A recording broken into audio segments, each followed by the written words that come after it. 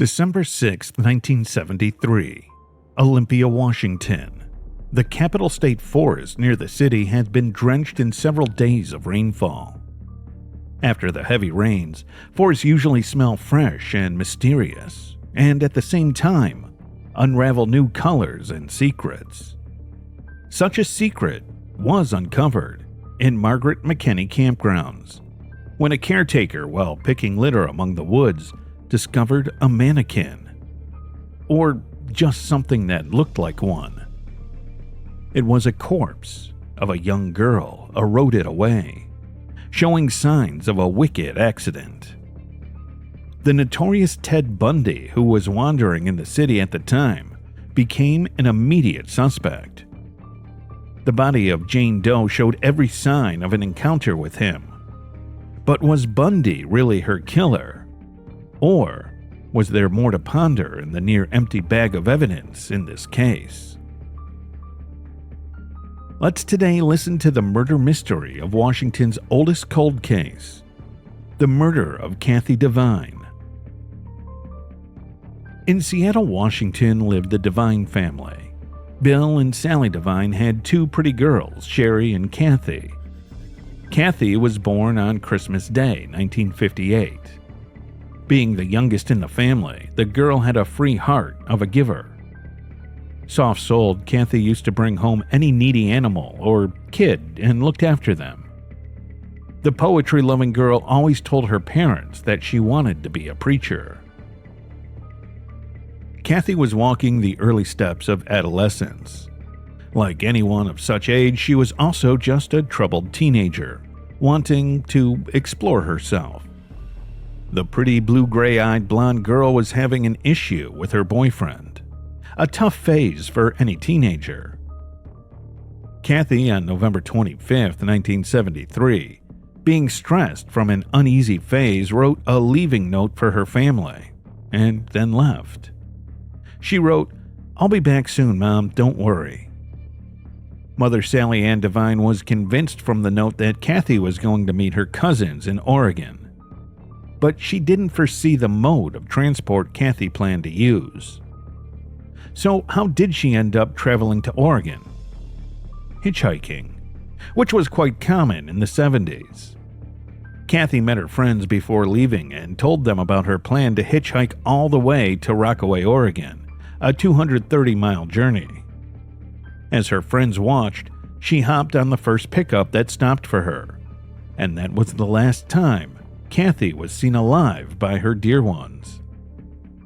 The parents were informed by her friends that she went hitchhiking, and they knew she had made a big mistake. 2 days passed and there was no news of Kathy. Relatives and friends did not hear from the girl during these days. Father Bill Devine feared the worst when he got to know that Kathy had hitchhiked her way to Oregon. After 3 days, the family was sure of an unfortunate event. FIR was already registered and a search warrant was running through the city without much of a clue. On the 11th day, Kathy's elder sister, Sherrie, saw Kathy's hand-decorated jeans on TV. News was showing details about a Jane Doe's dead body found around 80 miles southwest of Seattle, in Thurston County.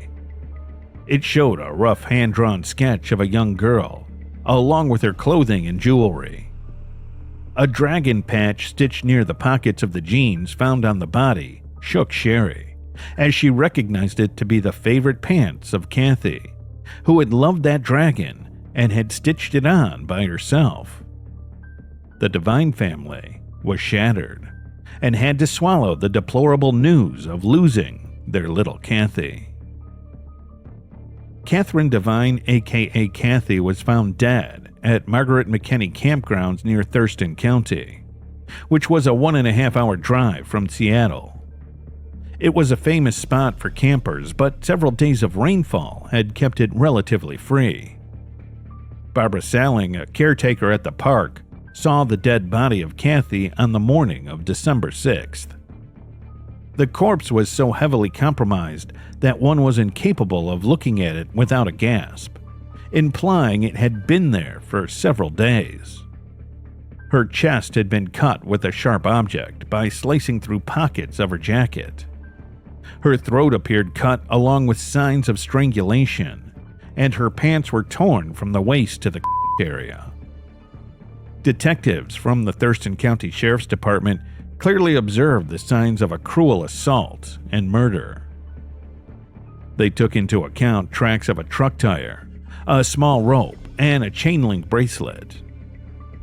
Post-mortem reports confirmed the presence of male fluid on the body, and also that the cut on the throat was the cause of her death.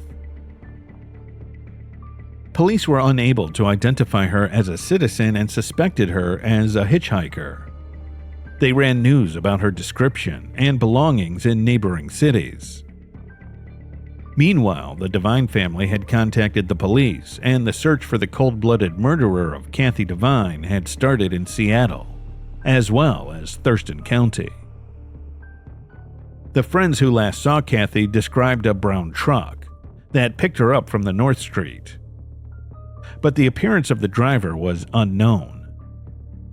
For several days, a search was conducted in the city for a brown pickup, but it remained unsuccessful. Having little to nothing in clues, the case was on the verge of going cold, when Sergeant Paul Barclift from the county connected a few dots while analyzing the death report of Kathy. There had been an explosion incident in Thurston County on the night of the 25th of November.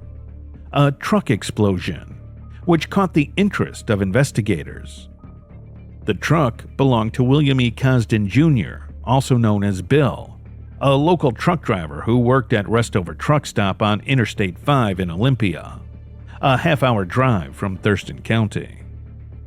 This point of interest became even stronger when Captain Mark Curtis, another detective on the case, got two anonymous tips while inquiring with truck drivers, who pointed fingers at William Cosden. This was enough for digging deeper into this guy's details. The background check unraveled that William Cosden had a history of violence and had just recently been released from an asylum after being treated for mental instability. The truckers' community was a group of tightly knit individuals when a matter of law arose, but Sergeant Paul Barclift managed to get a statement from one among them. He told the sergeant that he saw Cosden on the evening of the 25th, and his clothes were stained with blood. When he asked Cosden about it, he said he hunted and cooked a deer. Later that night, Cosden's truck burst into flames just 3 miles from the truck stop. When interrogated casually, Bill denied knowing anything about a girl.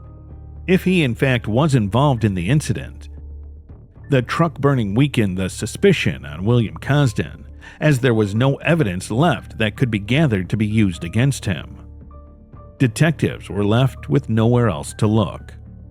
The cold-blooded murder of Catherine Devine went cold, but with a parallel realm of suspicion. All these incidents unfurled while there was also a wanted criminal roaming through Washington and Oregon, who the world would later infamously come to know by the name of Ted Bundy. Ted Bundy was caught for the first time in 1975, but engineered dramatic escapes on several occasions.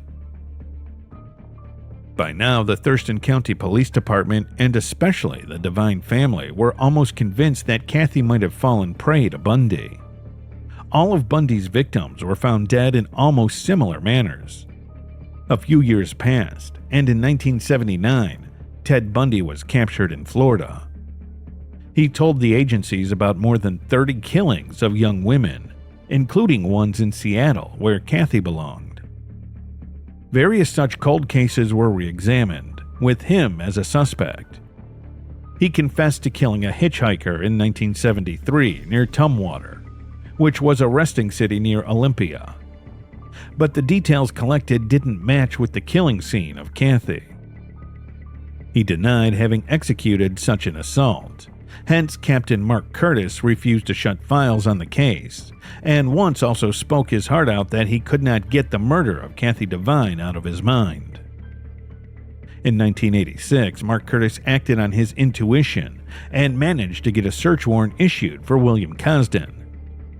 Cosden, surprisingly, was at the McNeil Island prison at the time for charges of assault. Thurston County officials took samples of his blood, hair, and saliva, which in hindsight was a smart step during the long wait for advancements in DNA sciences. Mark Curtis and the department were confident in the evolving technologies of DNA. He supervised the murder case of Catherine until his retirement. Finally, by the dawn of the 21st century, DNA technology had made significant advancements. In 2001, the Crime Lab of Washington was capable of creating DNA profiling. Jeremy Sanderson, the forensic scientist from Washington, created a full genetic profile based on the male fluid recovered from the body of Kathy and ran it through the combined online DNA database of the state. But the results came out null, matching with no one else. As a part of being absolutely sure about Cosden, the team randomly decided to run his blood sample collected in 1986. This time, the results came out unequivocal. The DNA from the blood sample matched with the genetic profile created. William Cosden was the man behind Kathy's assault. Forensic scientists stated that the probability of selecting someone at random, and it turned out to be a matching profile with a male fluid sample, was 1 in a trillion. Now, the matched profile using the fluid samples proved that Cosden forcefully assaulted Kathy, but it did not prove that he killed her. It was time for the detectives to have a chat with Cosden. Still in prison for an assault committed in 1976, Cosden this time was cornered by the detectives with a 1 in a trillion possibility weighing against him for being the assaulter of Kathy. Cosden finally confessed that he had violated Kathy forcefully, but he refused to admit that he killed her. The investigation again got stuck at this point. The only option left for the detectives was to locate and interview some workers at Restover Truck Stop. After 28 years, some of the workers thankfully were still alive, and one of them became the final nail in the coffin of William Cosden. A man named David Pershone narrated the scene his eye captured on the evening of November 25, 1973.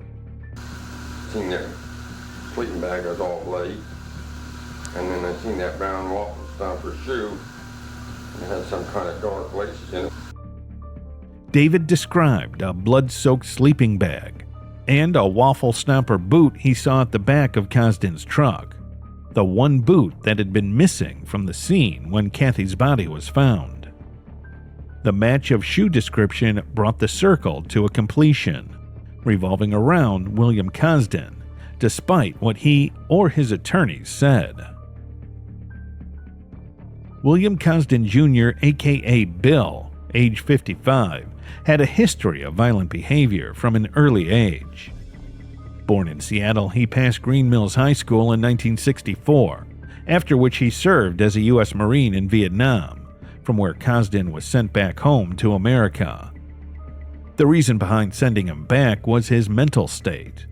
Officials stated that Cosden had several untreated and significant mental issues. His behavior proved to be abnormal from time to time. In April 1967, he was in Florida, where he picked up a woman named Helen Patricia Pilkington in a bar and murdered her by thrashing her with a frying pan. Cosden wasn't charged for it, as he pleaded not guilty based on his proven record of mental instability, but got admitted to an asylum for 6 to 7 years. Released in 1973 with a positive response, Cosden moved to northwest of Washington to the city of Olympia, where his father owned a business, the Restover Truck Stop. It was a spot for truckers to refill and hitchhikers to find their next hitch. Cosden took a job at the truck stop and started working as a truck driver, living a normal life. William was left open in society, and his violent nature again surfaced. when a self-searching girl from Seattle asked him for a ride. After the investigation reached the finish line in 2001, Sheriff Gary Edwards and Thurston County's chief criminal prosecutor were positive that although the case presented a few challenges, it was still rock solid. Having the witnesses and the DNA matchings in hand, one of the top arguments in the trial was the circumstantial evidence which connected all the dots leading towards Bill. Surprisingly, all the hustle by the department was never brought to notice of Kathy's family. After nearly 28 years, the Devine family was called again to court, where they finally saw the real killer of Kathy. They had no idea the investigation was still in progress. Although the family was told that a suspect was in surveillance, they always believed it was Ted Bundy, and had made peace with it during all those years. On March 8, 2002, William Cosden finally got charged for the assault and murder of Kathy Devine.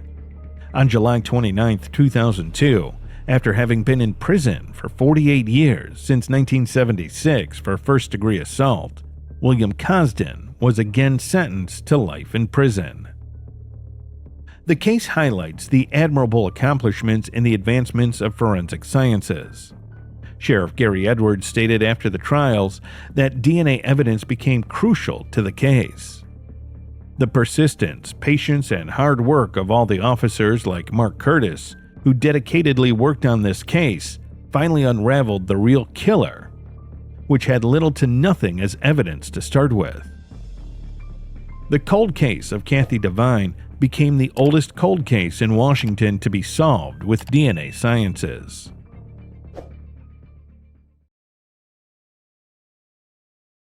On May 10, 1972, Nellie Hicks, a 59-year-old resident of Newark, California, suffered a vicious attack in her own home. The identity of the assailant remained unknown. Fast forward to May 15, 1979. Theresa Pica, age 48, encountered a similar fate in Hayward, California, just a 20-minute drive from where Nellie was attacked. Despite the collection of evidence at both crime scenes, the lack of DNA testing capabilities at the time meant no conclusive links could be made initially. However, by the end of 1979, new evidence suggested a connection between the two cases. Yet the perpetrator still eluded capture. Who could be responsible for these heinous acts? And why, after all these years, has no one been brought to justice? Nellie Hicks, born in 1913, was a devoted mother and a respected teacher, living a life marked by dedication and resilience. At the age of 59, she was a fourth-grade teacher at Ashland School in San Lorenzo, California, and had already raised 6 children. David Hicks, the youngest of Nellie's children, often spoke of his mother with great admiration. He described her as a hero, someone who not only raised a large family, but also managed to instill strong values and a sense of responsibility in all her children. Nellie and her husband, who was a volunteer firefighter and a general contractor, met in North Dakota. The family moved from Texas to North Dakota and finally settled in San Lorenzo, California, where Nellie began her significant educational career. Life in San Lorenzo was humble and busy. Nellie's husband worked various jobs, including at the main store in downtown San Lorenzo to support the family. Meanwhile, Nellie juggled her responsibilities as a teacher with the demands of raising 6 children.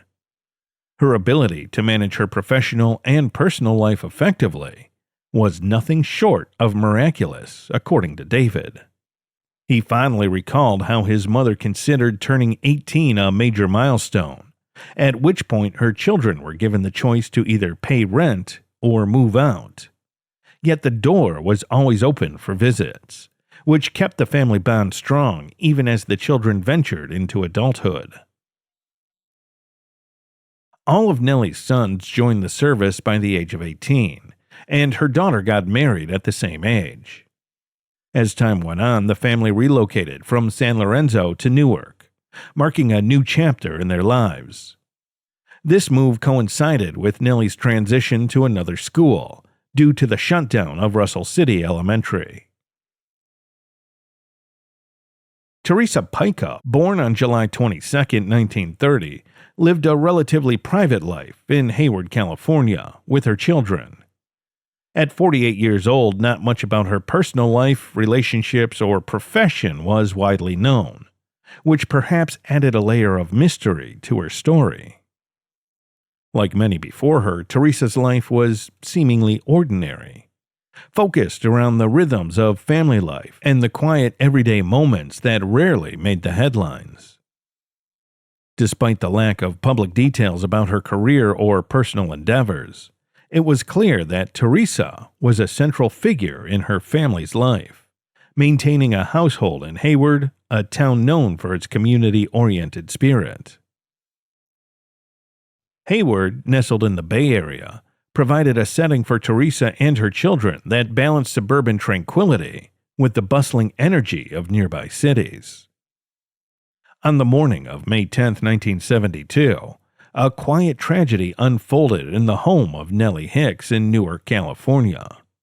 Nellie, a 59-year-old mother and teacher, was sharing her residence with her adult son, his wife, and a close friend who was also a teacher. The night before the incident, Nellie's friend had a brief conversation with her around 1 a.m., as Nellie was dozing off on the living room sofa. This conversation would tragically mark the last time Nellie was seen alive. Approximately 4 hours later, the calm of the early morning was shattered when Nellie's son made a horrifying discovery. He found Nellie's lifeless body in the same room where she had been resting earlier. The scene was disturbing. Her wallet was missing, indicating a possible motive for robbery.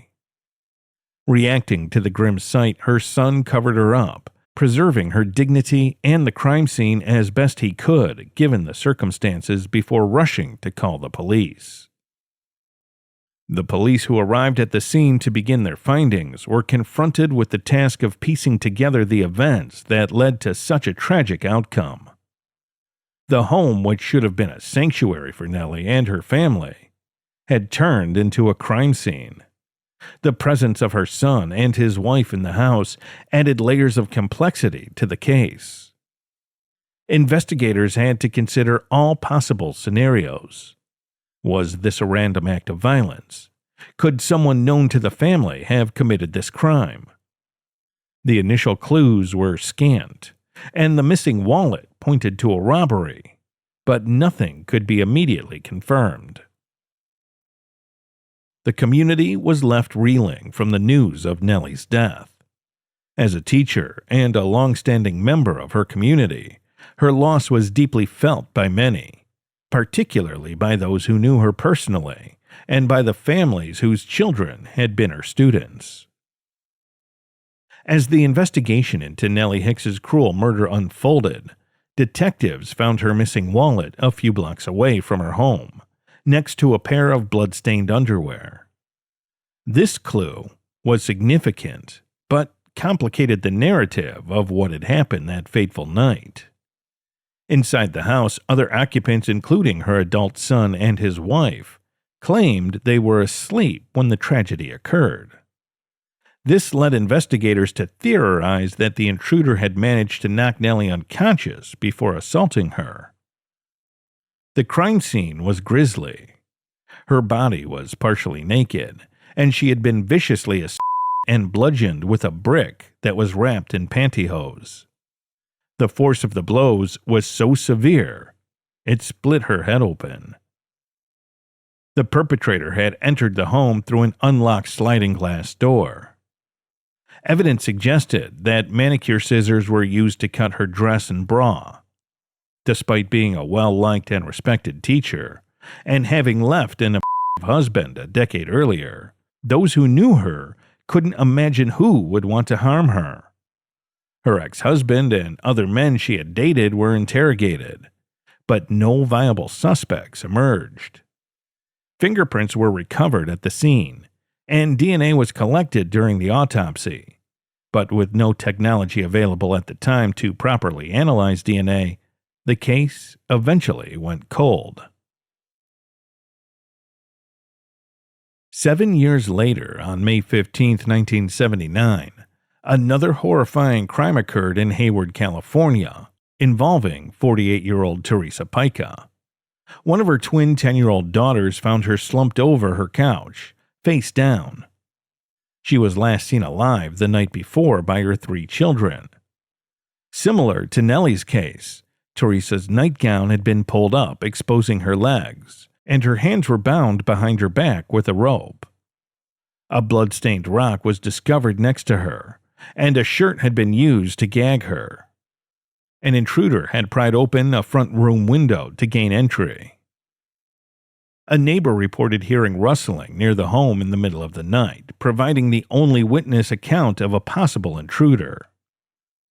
Similar to Nellie's case, Theresa's purse was missing, and her wallet and other contents were later found in a neighbor's yard and in a garbage can down the street.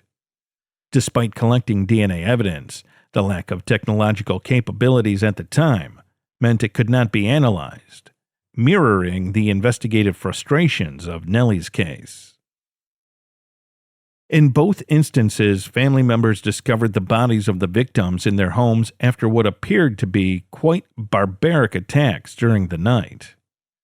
Both women had been and bludgeoned in their living rooms. The similarities in the nature of their attacks, the method of entry into their homes, and the treatment of their bodies suggested a pattern that could not be ignored. The subsequent decade saw several people investigated, but no suspects were definitively linked to the crimes. The lack of advanced forensic technology at the time of the murders significantly hampered the investigations. As forensic capabilities evolved, hope remained that one day, the evidence collected at the scenes of Nellie Hicks and Theresa Pica's murders might finally yield the answers needed to bring closure to their families and justice to their memories. The breakthrough in these cases came from advancements in DNA technology that allowed for new examinations of old evidence. The DNA evidence recovered from Theresa Pica's case had been analyzed multiple times over the years. Investigators had gone as far as exhuming the remains of a possible suspect, but DNA testing ruled him out, although it confirmed he was from the same genealogical tree as the perpetrator. This pointed to a familial connection, deepening the intrigue of the case, but still leaving the crucial question unanswered. The cases took a dramatic turn in 2021, a testament to the evolution of forensic technology. The Hayward Police Department decided to collaborate with Othram, a Texas-based laboratory known for its cutting-edge approach to forensic-grade genome sequencing. Othram's ability to create detailed DNA profiles from degraded or minimal samples meant that they could reanalyze the evidence that had been stored for nearly 50 years. Using sophisticated forensic-grade genome sequencing, Othram researchers successfully developed a comprehensive DNA profile of the unknown perpetrator. This profile was a significant breakthrough, as it allowed detectives to collaborate with the FBI's forensic genetic genealogy team. Their combined efforts focused on tracing the genealogical roots of the DNA sample, mapping out a family tree that led them closer to the suspect. The intensive genetic analysis and genealogy research finally pointed to a man, Fred Bernard Farnham. The evidence was compelling, aligning his DNA with that found at the crime scenes. After years of dead ends and the heartbreaking silence that followed each lead, this discovery was a monumental step forward. We have answers in the and murders of Hayward resident Theresa Pica and Newark resident Nellie Hicks. Fred Bernard Farnham, identified decades later as the perpetrator behind the tragic murders of Nellie Hicks and Theresa Pica, had a history that painted a grim picture of his criminal activities. Farnham, born on February 21, 1934, in San Benito, California, moved to the South Bay Area in the 1950s and led a life marred by a series of criminal acts that hinted at his potential for violence. Throughout the 1970s, Farnham was convicted for several in Sunnyvale and San Jose, showing a pattern of behavior that was alarmingly consistent with the violent nature of the attacks on Nellie and Theresa. His criminal activities were not confined to California. He also lived in various states across the country, including Nevada, Idaho, North Dakota, Alaska, and Oregon, which could suggest a trail of crimes extending beyond the incidents for which he was known. Despite his extensive criminal record, Farnham's connection to the murders of Hicks and Pica was only made clear after his death. He died in a hospital on May 5, 2007, at the age of 73, without ever being confronted or charged for these specific crimes. This delayed justice was particularly distressing for the families involved, as they were denied the opportunity to see him held accountable in his lifetime. On February 8, 2024, Hayward and Newark police formally announced that Farnham was responsible for the slayings of Nellie Hicks in 1972 and Theresa Pica in 1979. This announcement brought a somber closure to the long-standing cases, linking them to a man who had a known history of violence and criminal behavior. The police also believed that Farnham could be responsible for other unsolved murders. The suspicion arose from the similarities between the crimes he was known for and other unsolved cases from the area where he lived. The families of Nellie Hicks and Theresa Pica finally had closure for the cases of their lost ones. David Hicks, Nellie's youngest son, had this to say. I cannot express my gratitude enough for the police department and their dedication to this case. They did an outstanding job, and I have to say that Hayward Police, Newark Police, FBI agents, all of them worked extremely hard to bring closure to our family. We were a family of 6. We are currently a family of 3. And yes, I am the baby of the family. And I appreciate and thank all of you and all of the police department for your service and undying relentless to catch these criminals, or at least identify them. Thank you very much, all of you. Theresa Pica's family had this to say. Theresa's daughters have prepared a statement that I would like to share with all of you. First and foremost, we would like to thank the Hayward Police Department and all the agencies and personnel involved in this investigation and the tireless efforts of all to help us get to where we are today. Our mother may now rest peacefully. For us, identifying the individual that took her from our lives has given us comfort in knowing that he is in a place where he can no longer hurt another person. We give our heartfelt condolences to the other family he has harmed. Again, thank you for all your efforts, long hours, and years of hard work and persistence. We've accepted the fact that whoever did this would never come to justice. Nevertheless, we thank God for you and your diligence and for never giving up. We are forever grateful.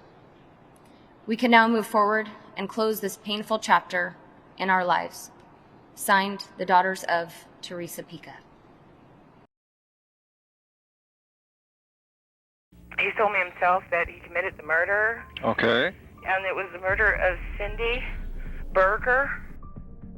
On August 5, 1993, 44-year-old Cynthia Burger, who lived in Port Hueneme in the coastal region of Ventura County, was not only killed, but also physically assaulted mercilessly.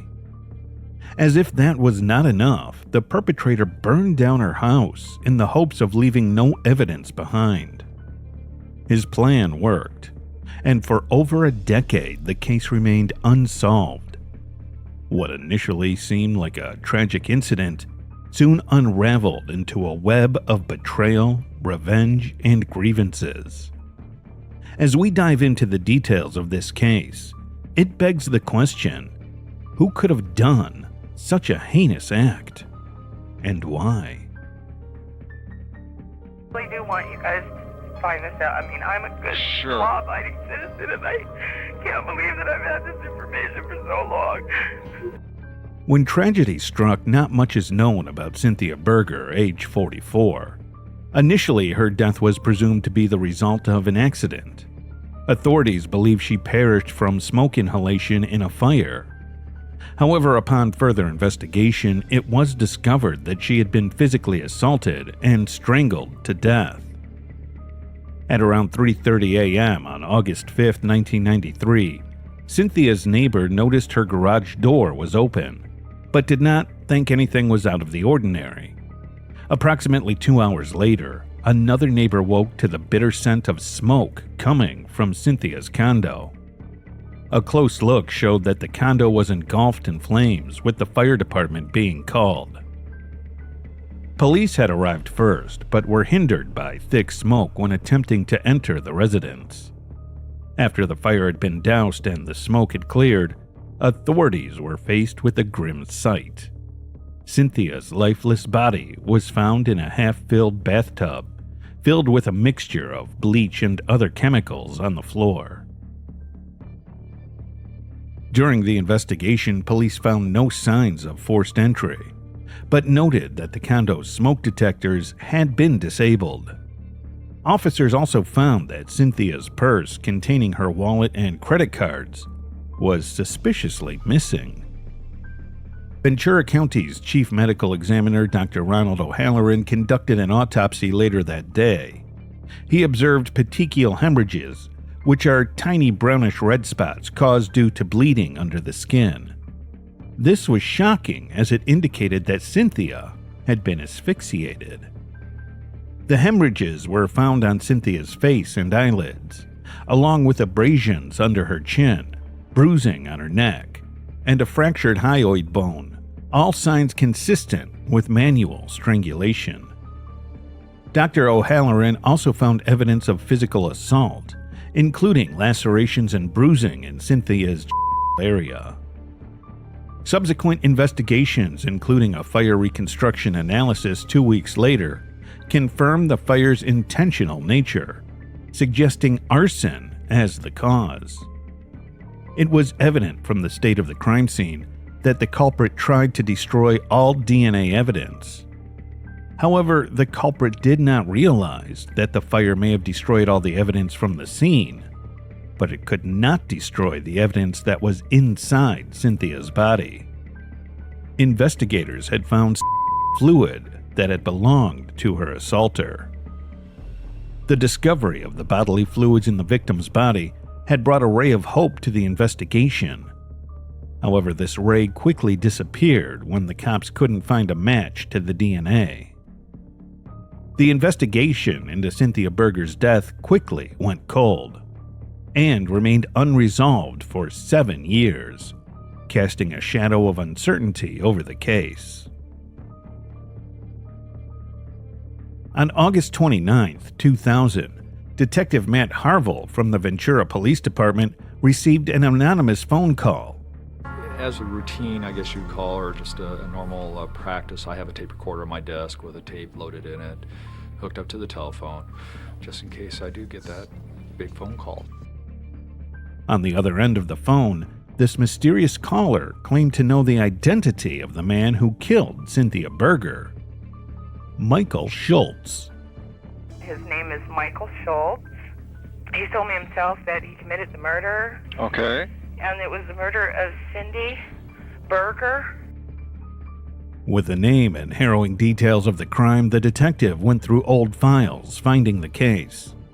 Promptly, he reached out to Detective Dennis Fitzgerald, who had been in charge of the case back in 1993. Almost immediately, Fitzgerald knew that Michael Schultz had to be their killer, as the information provided by the caller was never made public, and only the killer, or someone who he confided in, could have known. He told me that he put her in the downstairs bathroom in bleach and some other chemicals so that they couldn't trace the DNA. In a search for Schultz, the detectives found that he was already serving time in prison on the charges of a string of burglaries and assaulting a police officer since 1996, and was mere 2 months away from parole. During the time of the murder, Schultz was a known criminal, but was not suspected to have any involvement in Cynthia's murder. Additionally, investigators found that Schultz had a fiancée, Theresa Mooney. In 1999, 3 years into his prison sentence, and 6 years after Cynthia's death, Schultz was transferred to a low-security fire camp. By August of that year, Schultz and Mooney were engaged, anticipating his imminent release. Looking into the record of Schultz, investigators found another case with disturbing similarities with Cynthia Burger's. In June 1992, Schultz had trespassed into another girl's apartment in the Calabasas area of Los Angeles at around 4 a.m., entering her apartment through the balcony. The woman, hearing the disturbance, had armed herself with a kitchen knife, prompting Schultz to flee. However, he didn't even make it more than a block before he was caught. This incident mirrored the modus operandi observed in subsequent crimes, further implicating Schultz as a suspect. On September 22, 2000, Detective Fitzgerald visited Schultz unexpectedly in California State Prison, searching his cell for clues. Among Schultz's belongings, Fitzgerald found a personal telephone book containing an address near Cynthia's residence. He discovered that Schultz had been residing close to Burger's home at the time of the crime, providing him ample opportunity to observe her. He believed that Schultz stalked Cynthia, given her solitary living situation and the layout of her condo, which lacked privacy. With the evidence piling up against Schultz, the suspicions of Detective Fitzgerald were confirmed on August 4, 2000. In a genetic test conducted by forensic scientist Michael Perigian, the sample for Cynthia's corpse and DNA from Schultz turned out to be a perfect match. The numbers were 1 times 10 to the 18th, which is 1 followed by 18 zeros. We actually have a policy here where we'll identify that person if it's past 1 times 10 to the 12th, basically. The detectives finally had their man. On January 31, 2003, Schultz was called to the stand at the Ventura County Supreme Court.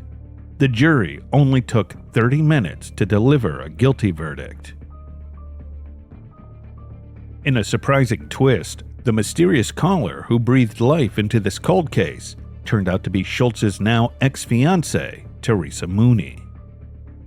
Back in 1999, when Schultz was serving time for a string of burglaries and assaulting an officer, Schultz had confessed to Theresa that he was the one responsible for the assault and murder of Cynthia Burger.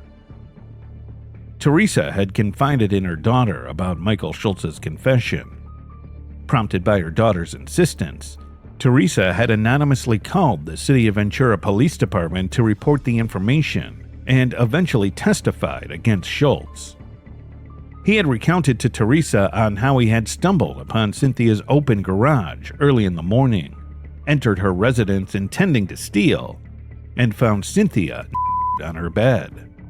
Schultz claimed to have physically assaulted her, stating that she did not resist but scratched him at one point.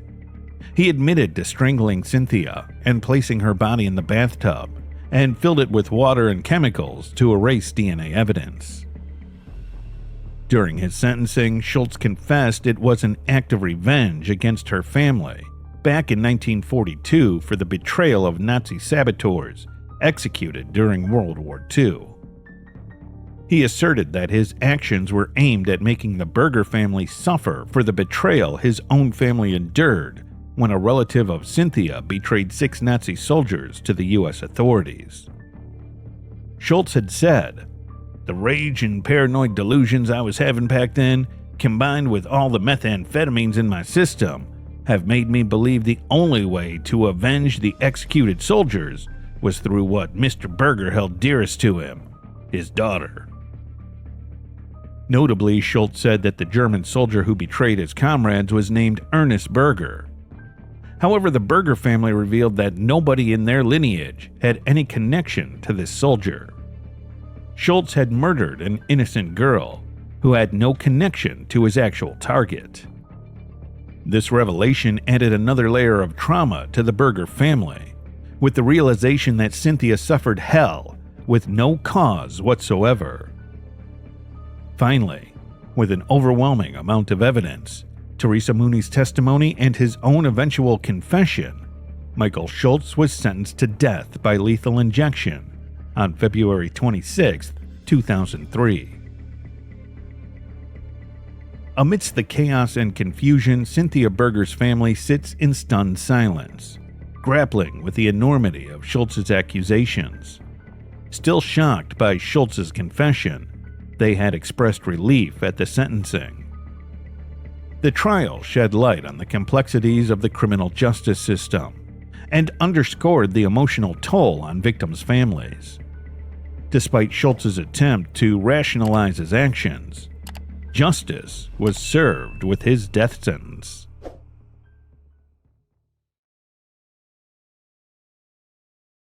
So she comes in the house and you're in the living room, dining room area. Did any conversation take place? I don't remember any conversation. You know what she came to the house for? Nothing. Okay. Tell me what happened then. May 27th, 1979, Harris County, Texas. A 20-year-old girl went to her best friend's house next door and went missing. 4 days later, her blood-bathed body was found near a stream. The vicious murder of this young girl left a question in the community as it became a spine-chilling act, leaving no trail of witnesses. Let's hear the story of Inez Deaton, whose murder remained a mystery for 20 long years. Born on September 16, 1957, Inez got married as soon as she got to the age of 18. By the year 1979, Inez was a mother to a 2-year-old girl. In the neighborhood lived Winona Bible, a close friend to Inez. One usual morning in May of 1979, Inez, while working in her kitchen, needed to use the phone. Back then, usually 1 or 2 houses in a locality owned phones. For Inez, there was one at Winona's place. She left her home to go to her house just next door. As soon as she reached the residence of her friend Winona, the little trip became the last sight of her being seen alive. It was as if she dissolved into thin air after that.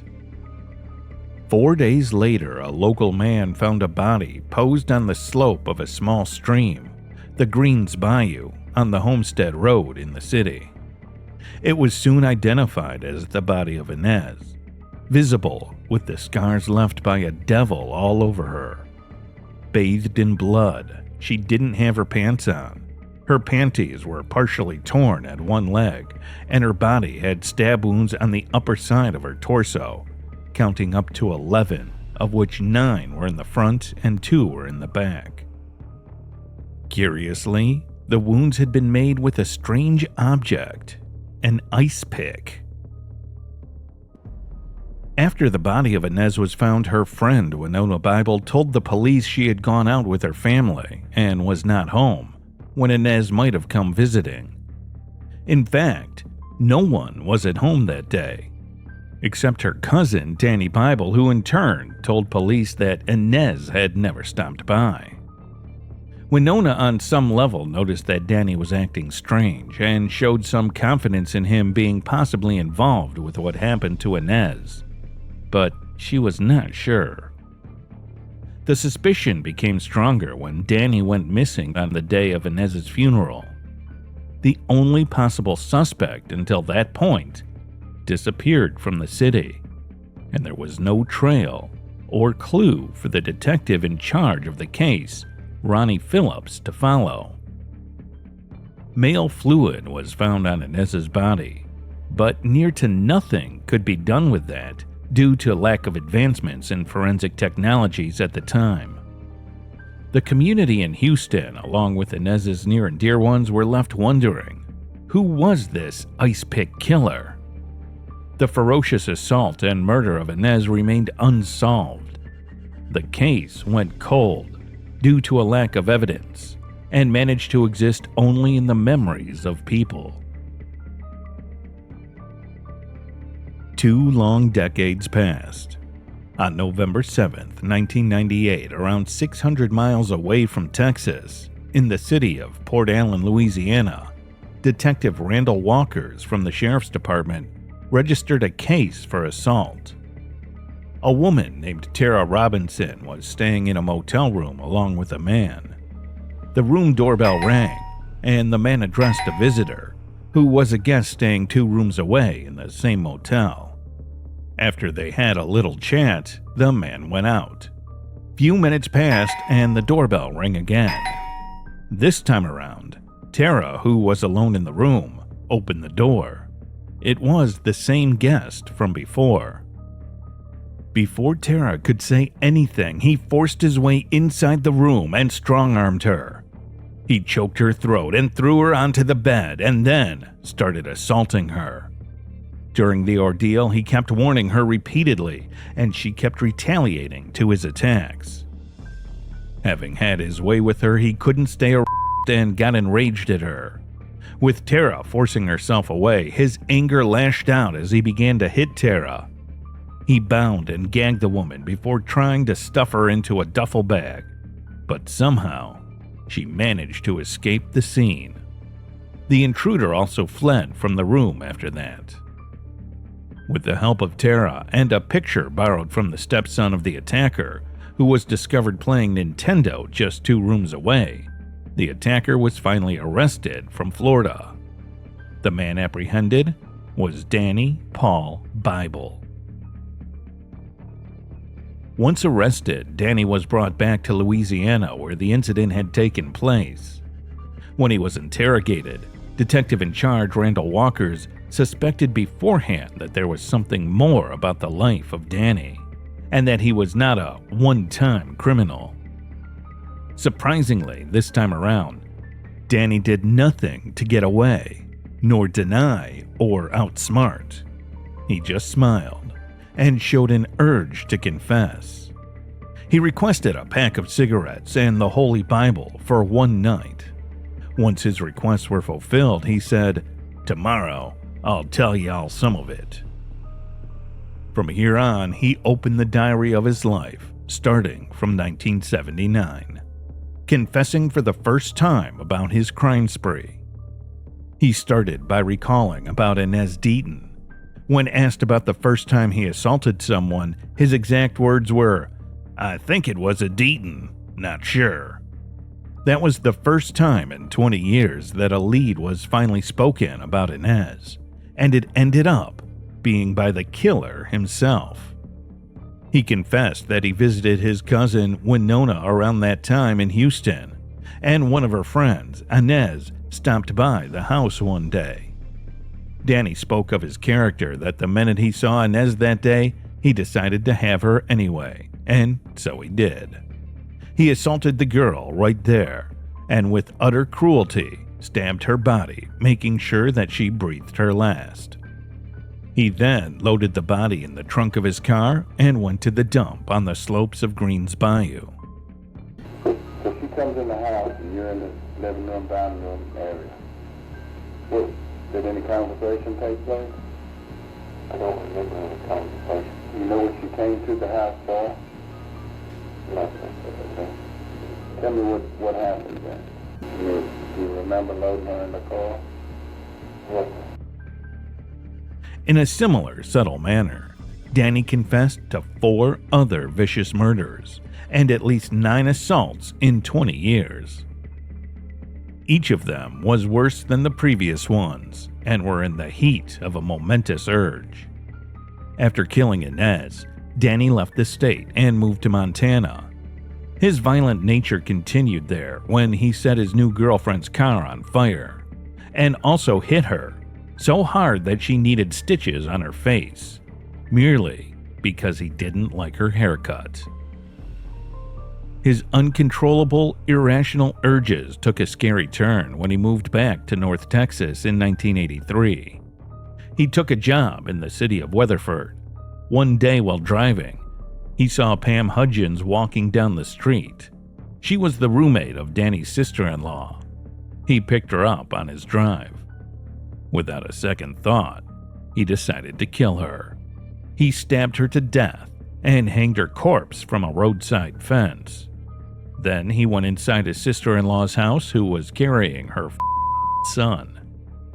Danny Bible pushed them down the stairs, and then he killed her using an ice pick.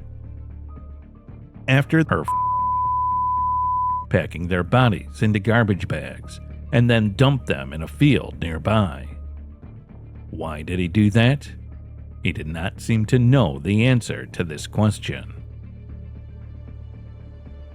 After the multiple homicides, he again left the state and flew back to Montana, where he assaulted a 8-year-old repeatedly and also kidnapped a woman.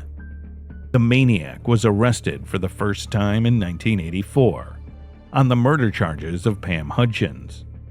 Danny got sentenced to 25 years in prison, but he managed to get free in 1992 with a mandatory supervision parole.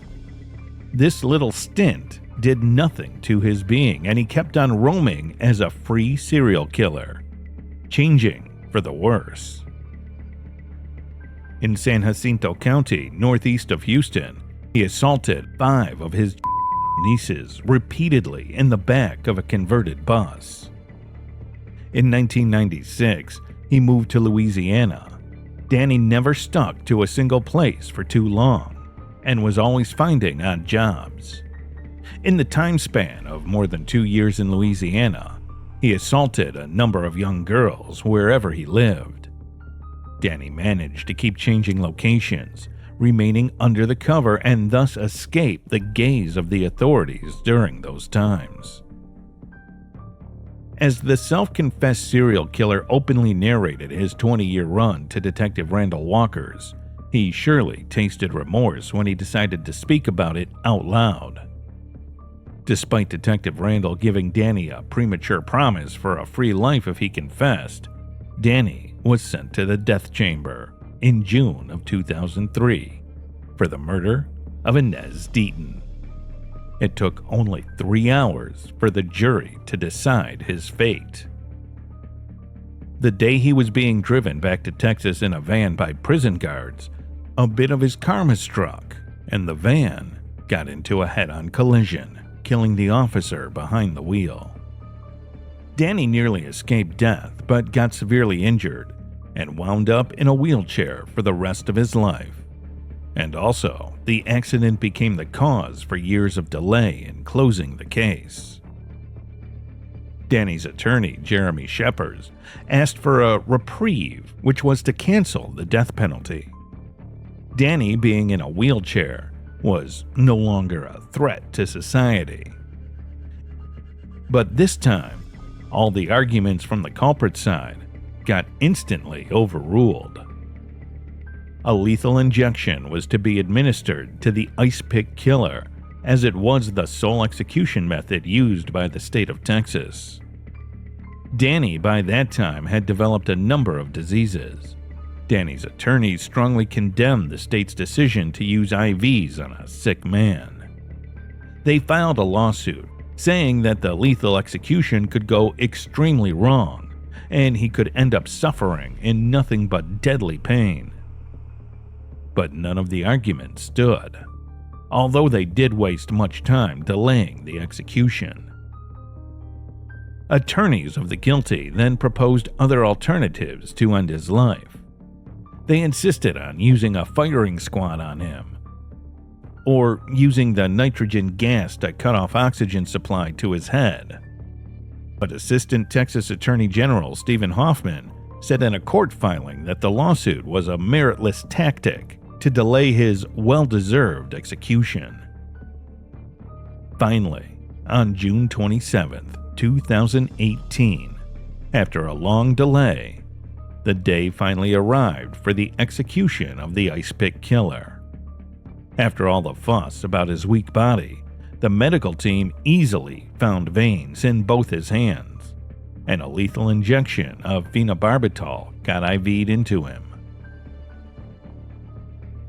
On that day, for 15 minutes, between 6:17 to 6:32 p.m., Danny shook due to Parkinson's tremors, his voice quavering as he muttered his only last words as, "Burning, it hurts."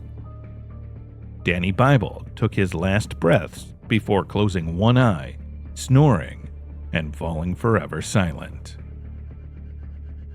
Inez's family, however, didn't attend the execution of the girl's murderer.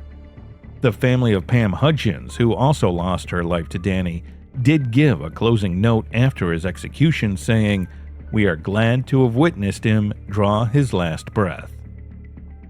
The long-gone life of Inez got closure after nearly 40 years of time. And along with her, all the other victims who were traumatized or murdered by that man. On December 6, 1975, a couple riding motorcycles made a grim discovery: the lifeless body of 20-year-old Teree Becker, laying in a field near an intersection in Westminster, Colorado. For decades, the haunting question plagued the police force of Westminster. Who was responsible for the murder of Teree Becker? There were definitely times during this where you felt like, I'm never going to figure this out. Will the family of the victim ever find closure? Or will the police relinquish the hope of solving the enduring cold case that has lasted over half a century?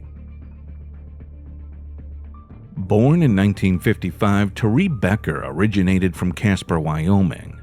Not much is known about her early life, but after graduating high school, she had held a position at the Golden Bell Press, a local newspaper, before relocating to Denver.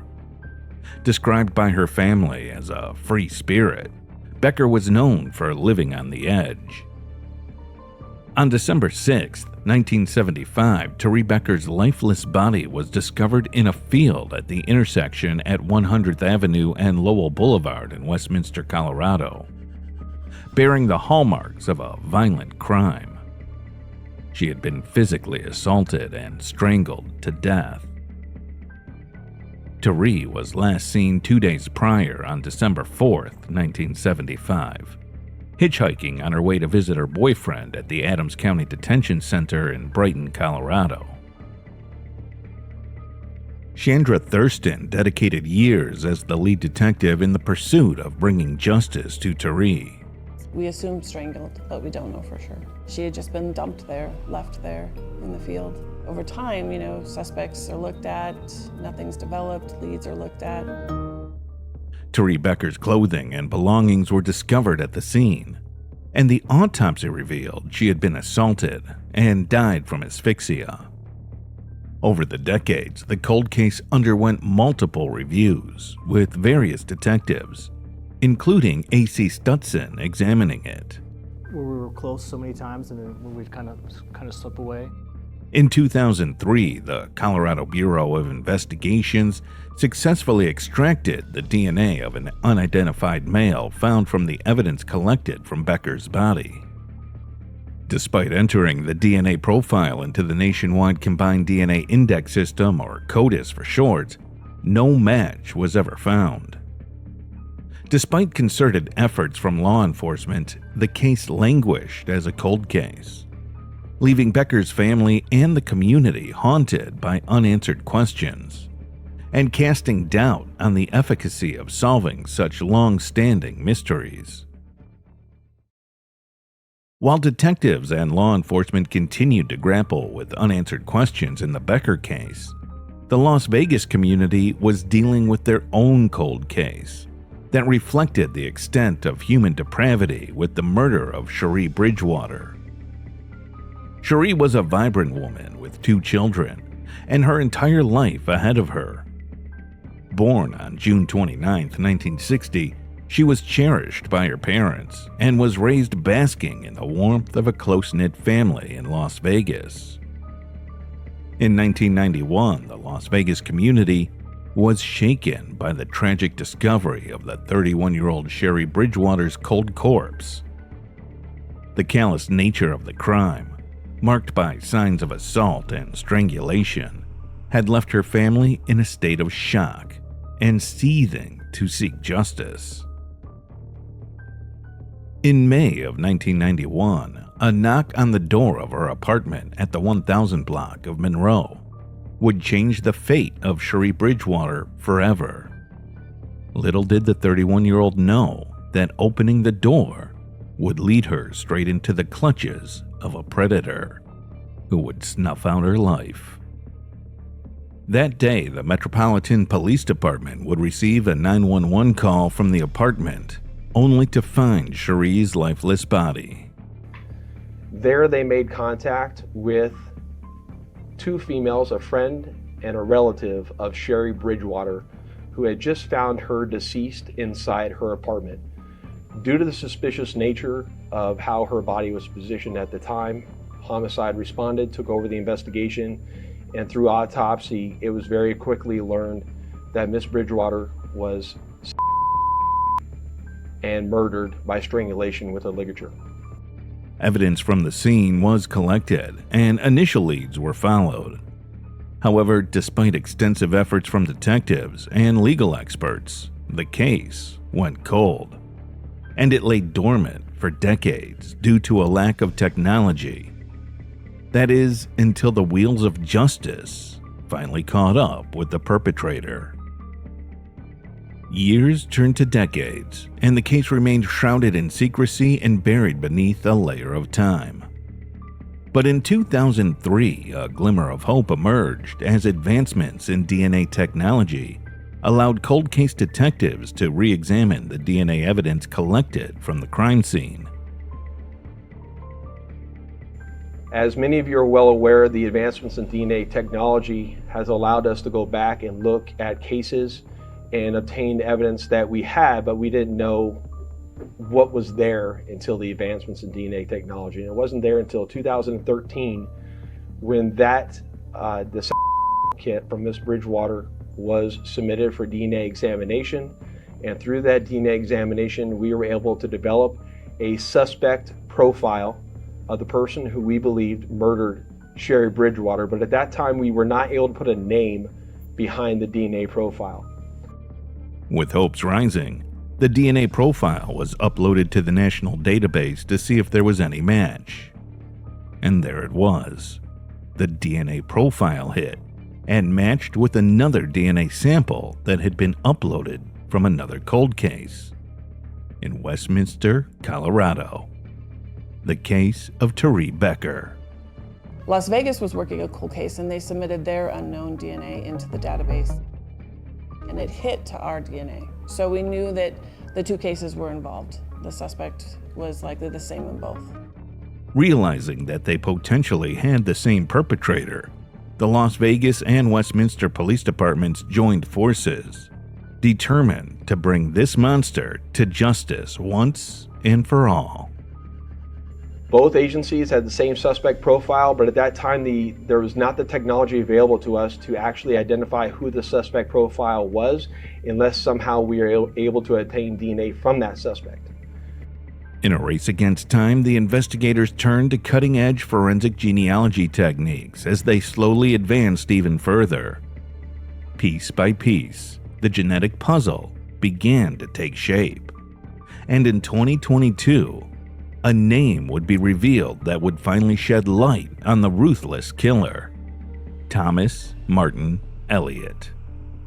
In 2022, almost 4 years later, we were eventually able to identify our suspect as Thomas Martin Elliott, who you'll see here to my left. Through our investigation and their investigation, we were able to place Mr. Elliott in Colorado at the time of the murder of Teree Becker in Westminster, Colorado, and we are also able to place him in Las Vegas in 1991 at the time of the murder of Sherrie Bridgewater. Thomas Martin Elliott was a name that was shrouded in mystery, murmured in quiet tones, a mysterious figure lurking in the shadows, whose actions brought darkness to the lives of those he targeted. Born into obscurity on January 4th, 1949 in Tulsa, Oklahoma, to parents John and Mary Elliott, Thomas Martin Elliott seemed like an ordinary man, at least on the surface. But beneath his unassuming exterior lurked a dark and twisted psyche, one that would drive him to commit unspeakable acts of violence. Elliott's criminal history painted a disturbing picture, with a series of offenses stretching back to 1975. From burglary charges in Colorado to a sickening girl in Carson City, Nevada, his depravity knew no bounds. It was during this period of incarceration for the that Elliott's twisted fantasies festered, fueling his desire for power and control over innocent lives. When he was finally released on parole in 1991, the monster within him was unleashed, leading to the murder of Sherrie Bridgewater, whom Elliott met at an Alcoholics Anonymous meeting. However, how Elliott ever encountered Teree still remains a mystery. He commits a very serious offense against a and is sent back to prison for life, but with the possibility of parole. Gets out 10 years later, commits the homicide in Vegas, and then about 5 months later, he kills himself in a parking lot. Elliott took his own life in November of 1991, mere months after Sherrie's murder. He was pronounced dead from a self-inflicted gunshot wound in Las Vegas and buried at a local cemetery. While his death seemed to put an end to the pursuit of justice, the investigators refused to give up. With the help of the Vegas Justice League, they secured funding to exhume Elliott's remains in October of 2023, a crucial step in obtaining the DNA evidence they needed to close the cases once and for all. The DNA evidence obtained from Elliott's exhumed remains provided irrefutable proof that he was indeed the perpetrator behind the murders of Sherrie Bridgewater and Teree Becker. We were able to solve a cold case. We were on the backside able to provide two different families, in this case, closure. The Colorado Bureau of Investigation and Bode Technology worked tirelessly to analyze the DNA samples, ultimately confirming a 100% match to the evidence from both crime scenes. The culmination of over 3 decades of tireless investigation had finally paid off, albeit without the satisfaction of seeing justice served in a courtroom. There's a lot of relief.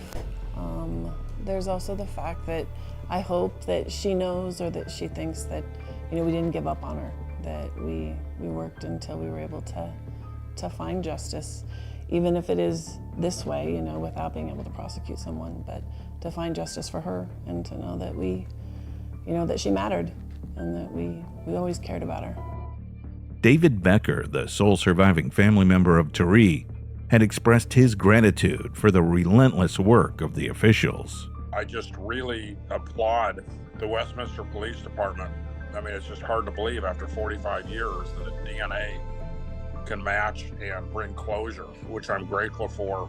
Just knowing that that person's not out there taking away some other sibling's life, someone else, to me, there's comfort in that. While the families of Sherrie Bridgewater and Teree Becker would never get the opportunity to confront their loved one's killer face to face, the identification of Thomas Martin Elliott brought a sense of closure that had eluded them for far too long. As the dust settled on a case that spanned decades, the echoes of the memory of the deceased lingered on as a reminder of the fragility of life. Even though their voices may have been silenced, their story will forever serve as a testament to the resilience of the human spirit.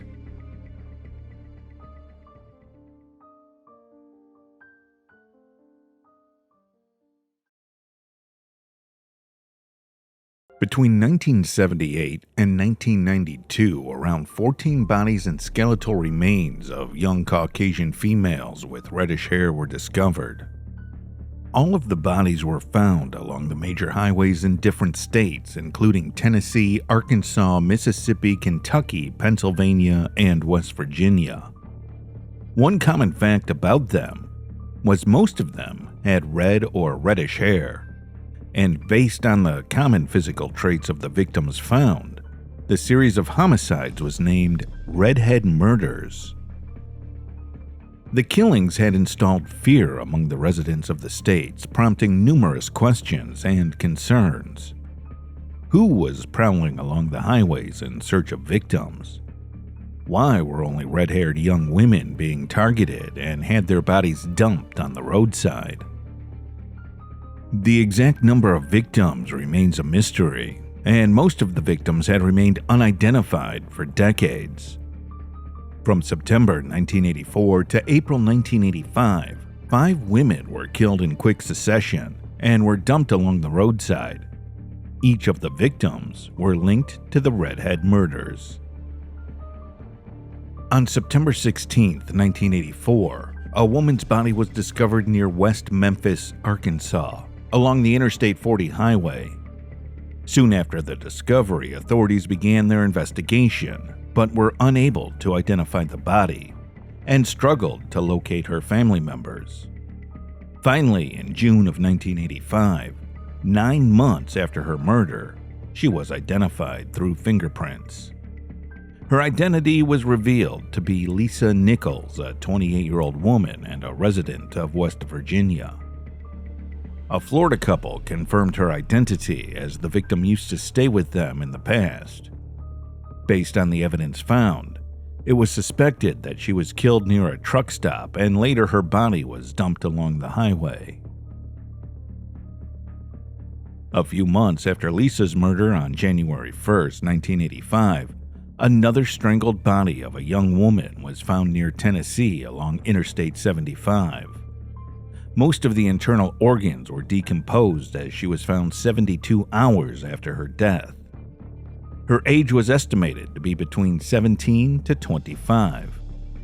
The victim was found wearing jeans and shirt and wrapped in a blanket on which bodily fluid was found. More surprisingly, she was 10 to 12 weeks pregnant when she was killed. Sadly, no one was suspected or arrested in this case. Even the victim's identity remained a mystery for decades. Until, on December 6, 2018, the victim was identified as Tina Marie McKinney Farmer through a fingerprint test by the Shelby County Sheriff's Office. She was a resident of Indiana and was 21 years old when she was killed in 1985. On April 3, 1985, the skeletal remains of a young girl were found about 200 yards off Big Wheel Gap Road in Tennessee. Based on the remains, it was estimated that she was killed 1 to 4 years ago, and her age was estimated to be between 9 and 15 years old. Even after the initial investigation, the cause of death remained unknown. The victim's skull and 32 bones were collected from the spot. Items such as her necklace, bracelet, boots, and a few pieces of clothing were also found at the location. Investigating authorities could not identify the victim for a long time. However, a facial reconstruction was done for her skull, revealing what she looked like.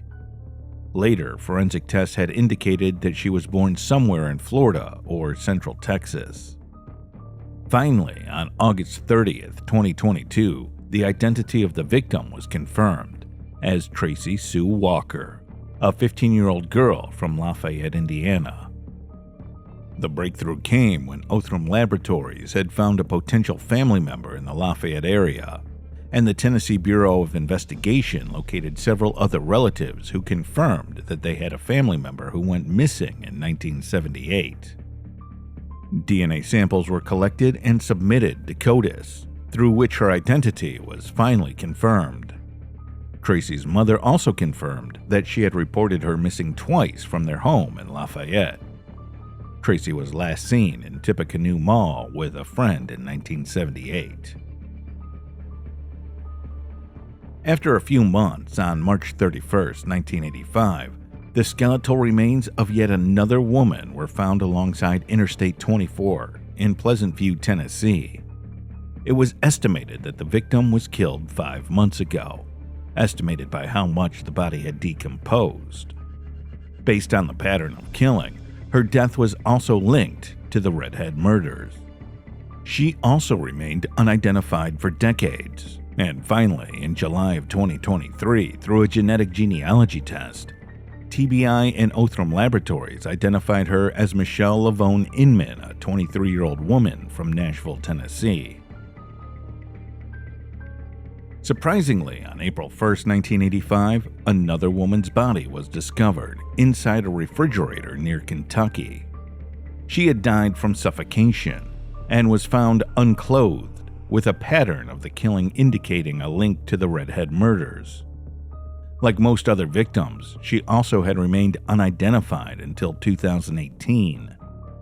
Finally, on October 1st, 2018, the Knox County Sheriff's Office confirmed her identity as S.B. Pilgrim, a resident of Western North Carolina.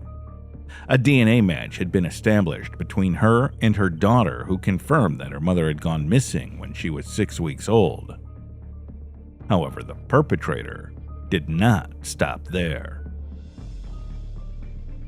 Again, on March 29, 1985, the skeletal remains of another woman was found along Interstate 40 in Waynesville. Like the other victims, she also remained unidentified for decades. In 2012, from DNA and dental records, she was identified as Priscilla Ann Blevins, a 27-year-old woman. However, the cause of her death remained undetermined. As time passed from 1985 to 1992, similar killings of other women occurred, and they were also suspected as victims in the Redhead murders. Karen Jane Nippers, Wetzel County Jane Doe, Lori Pinnell, Elizabeth Lamotte, Pulaski County Jane Doe, Betty Lou Wisely, Stacy Lynn Chahorsky, and Donna Sue Nelton were similarly killed around that time. Each of these women were added to the growing list of victims in the file of the Redhead murders. After so many vicious killings, the fear of a dangerous serial killer had led to the creation of a task force involving law enforcement from multiple states. In 1985, after the discovery of the Greene County victim, authorities from different states like Pennsylvania, Mississippi, Arkansas, and Tennessee sought help from the FBI due to inconsistencies in their cases. When authorities started the investigation, they were not sure how many people were involved in those killings. As the investigation progressed, the authorities found lots of similarities among the victims. The pattern of killing was quite similar for each victim. Most victims were found strangled, assaulted, and dumped along major highways of the states. In some cases, the assault was evident, with other cases having no evidence of assault. The usual circumstances of those killings were not merely a coincidence. Surprisingly, no missing person report was ever filed for most of the victims, and no one was looking for them. So it was evident that the victims had no connection with their families. This was why authorities had suspected that the victims were probably hitchhikers or were working as ladies of the night. However, after extensive research, they finally linked 4 victims found in Texas and 1 unidentified victim from Ohio as potential victims in the Redhead murders. Around 1985, investigators had finally found a suspect when a man was arrested for strangling and attacking a woman named Linda Shackey. It was Jerry Leon Johns, a 37-year-old truck driver from Cleveland, Tennessee. Investigators suspected him as a potential killer in the Redhead murders because he attacked Linda just 2 months after Tina Farmer's death. Not much information was available on Jerry. However, investigators were quite sure about him as the pattern of his attack was similar to other victims' attacks. According to her statement, Jerry assaulted, strangled, and choked her, and dumped her along the highway, thinking she was dead.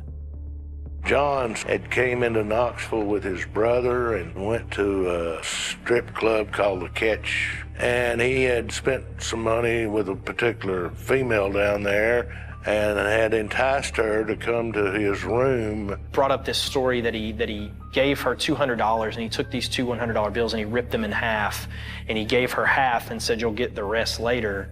During that interaction, things went awry. Took her hostage, then used her own shirt to bind her by the hands. And had a gun and pulled a gun on her and had taken her to a remote area. She asked Johns, "Are you going to kill me?" And he said, "Yes." And she said, "Why?" And she said, "Because you're a nuisance." And then strangled her. He then fled using her vehicle and left her for dead. But she was not dead and had survived the attack somehow. Later in 1987, her testimony played a crucial role in the arrest of Jerry Leon Johns. Jerry was found guilty and finally arrested.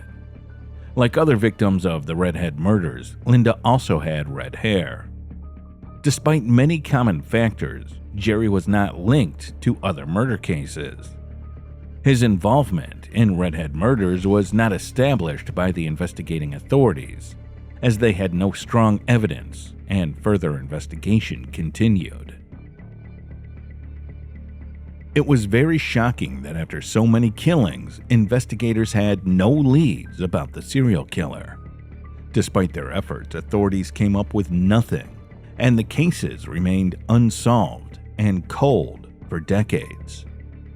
But the question remained, how was it that there was no concrete evidence, despite finding so many victims over the years being killed in the same pattern? A 40-year-old murder mystery appears to have been solved with the help of a Tennessee high school sociology class. In 2018, a group of students brought attention to the cold case that remained unsolved for 4 decades.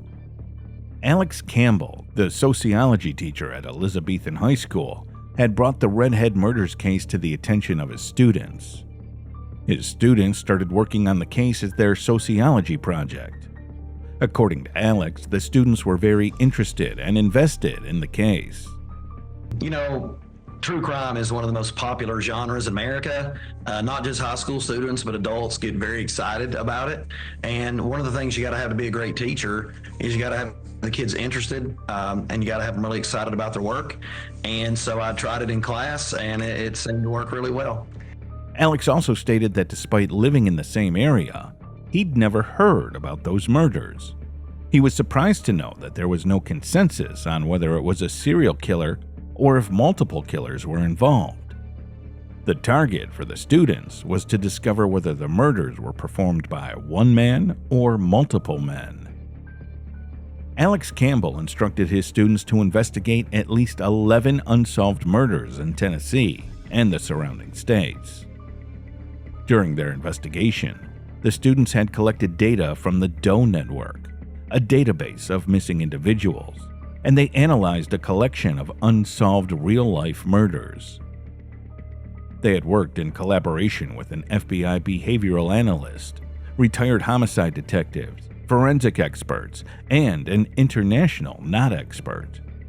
To find any leads, they spoke to different individuals who had connections to this case. A former FBI agent helped those students profile a case. However, the knots and ligature were a big breakthrough for the students in the case. They had collected pictures of ligatures and strangulation patterns used by Jerry Leon Johns when he attempted the murder for which he was arrested in 1987. Then they took help from Lindsay Philpott, a knot expert, and developed a ligature signature. Finally, they found a potential pattern among 6 of the victims who were killed between 1983 and 1985, and also identified a victim as Tina McKenney Farmer, who was found dead on January 1, 1985. After researching files, news reports, and all available materials, the students had found enough evidence and reached a conclusion. They concluded that Tina's killer was the same person who killed many other women, such as Lisa Nichols, Tracy Walker, Michelle Inman, and Elizabeth Lamotte, and an unidentified victim. According to the students' research, the killer was a commercial truck driver. They named the killer the Bible Belt Strangler, as the area where those strangled bodies were discovered was within the Bible Belt, a region of the southern United States and Midwestern states. In 2019, after the students' crucial findings, the investigating authorities reopened the case of Tina McKenney Farmer. The DNA collected decades ago was tested again. The DNA evidence made it clear that Jerry Leon Johns was the killer of Farmer. On December 18, 2019, the grand jury of Campbell County, Tennessee determined that Jerry Leon Johns would be charged with Farmer's murder. However, Jerry Leon Johns had died in 2015 while he was in Kentucky prison. Regardless, after decades, Tina Farmer's murder mystery was finally solved by TBI and investigating agencies.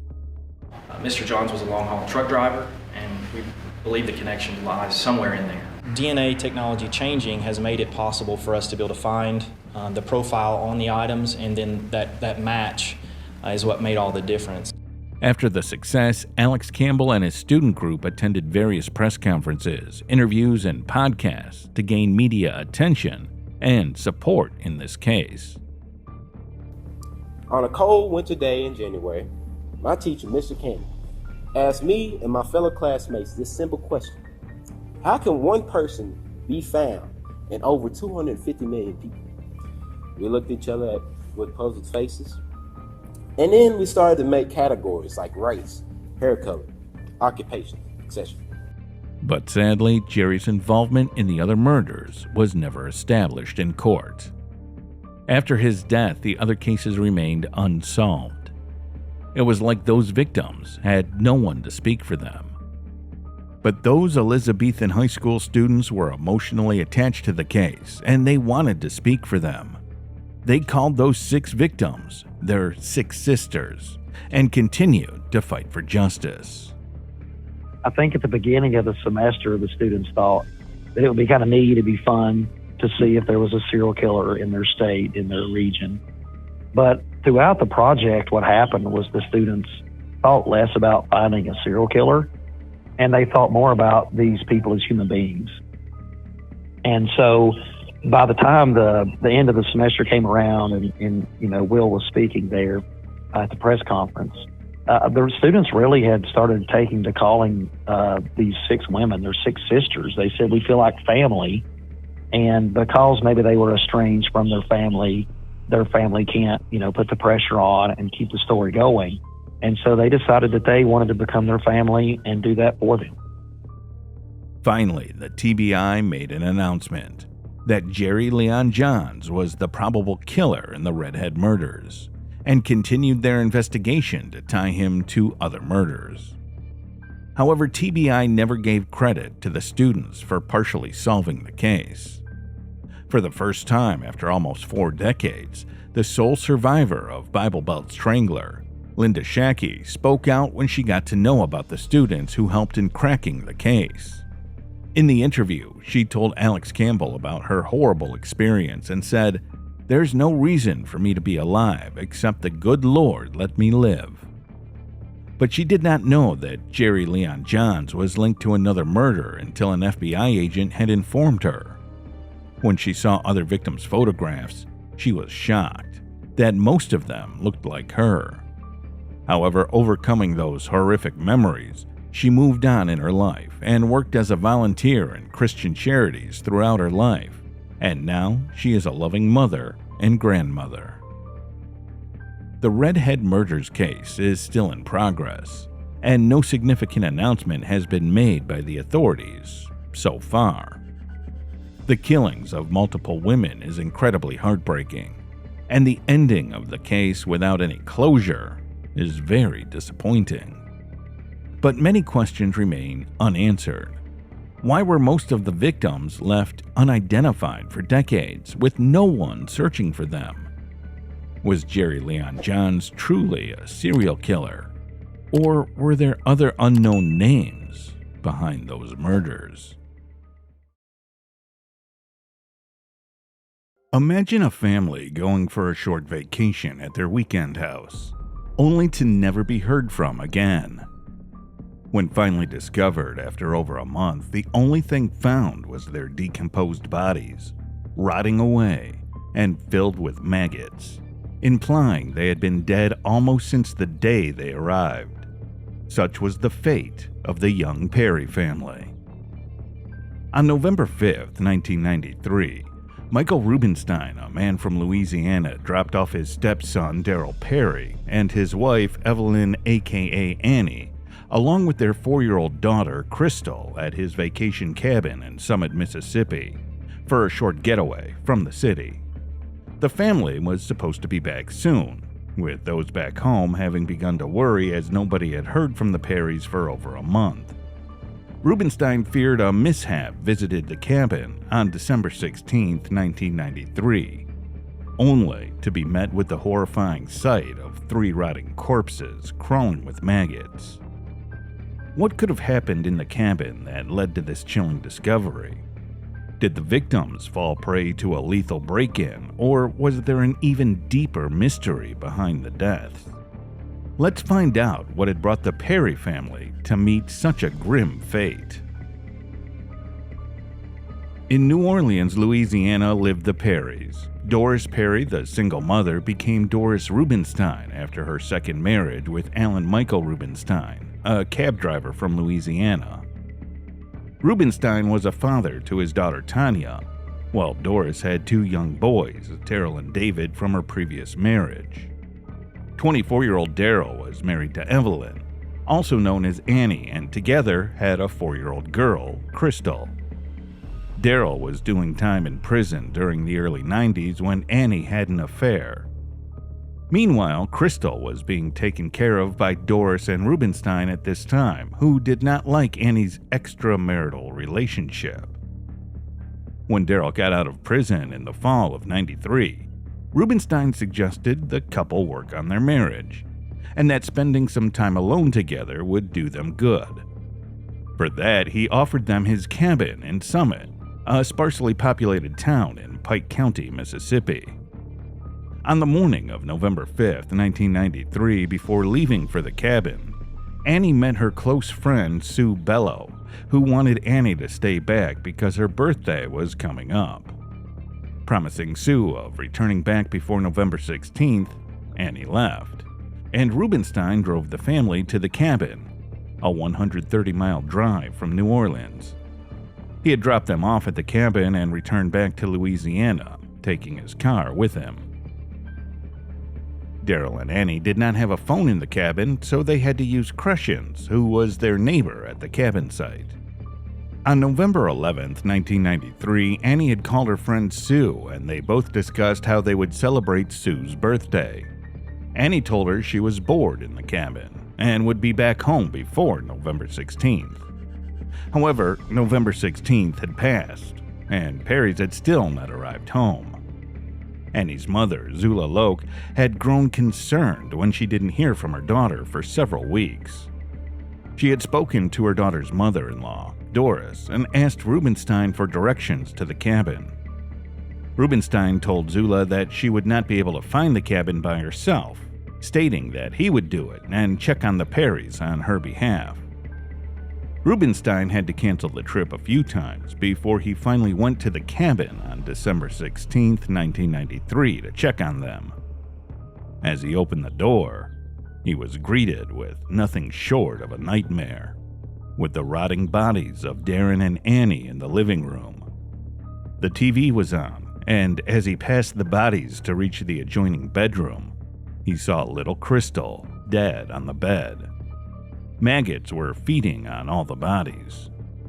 Darren's eyes had been eaten through, and Annie had a hole the size of a fist in her stomach.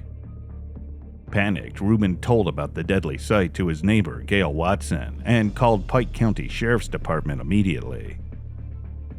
Sheriff C.V. Glynis and investigator Donald Lindley arrived at the scene and witnessed the severely decomposed bodies of the family. The cabin, however, was neat and undisturbed, showing no signs of a struggle. Later, Rubenstein was called to the Summit Police Department, and his statement was taken by the sheriff himself. As per the notes, Rubenstein had disclosed the 1.5-month timeline, testifying that he had dropped Daryl, Annie, and Crystal at the cabin from New Orleans on November 5, 1993, after which he returned home on November 16th. Rubenstein stated that Daryl had made a call back home and spoke to Doris and Rubenstein on November 11th about scheduling a return. However, Rubenstein claimed that he would only be able to pick them up on November 26th. When he went and knocked at the cabin on the agreed date, nobody had answered. He usually had a key to the cabin, but on that day, he had forgotten to bring it along with him. Rubenstein added that he had asked the neighbors about the cabin, Sean and Daryl and Annie, who said they had not heard from them and had assumed that the family had returned to New Orleans.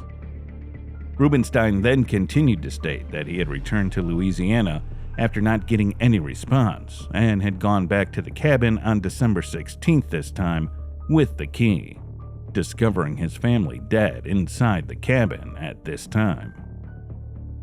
Dr. Emily Ward, who conducted an autopsy on the bodies, had confirmed that Annie died due to multiple stab wounds.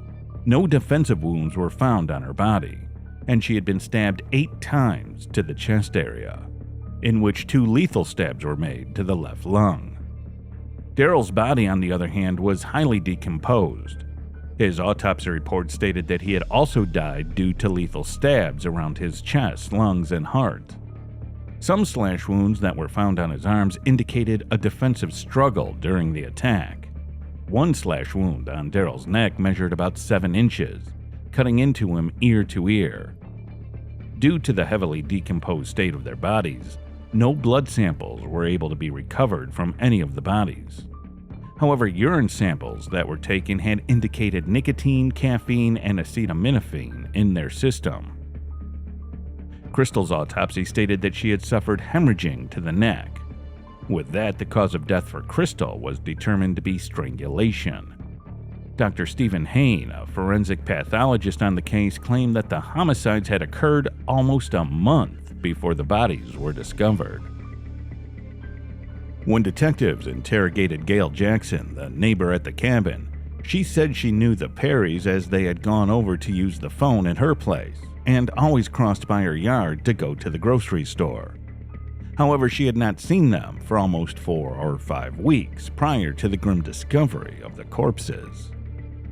Another thing Gail claimed to have found unusual was that the same lights had stayed on in the cabin for almost 4.5 weeks, without ever being turned off. She had sent her son Crescent to check on the Perrys 1.5 weeks ago, but nobody had answered when he knocked on the door.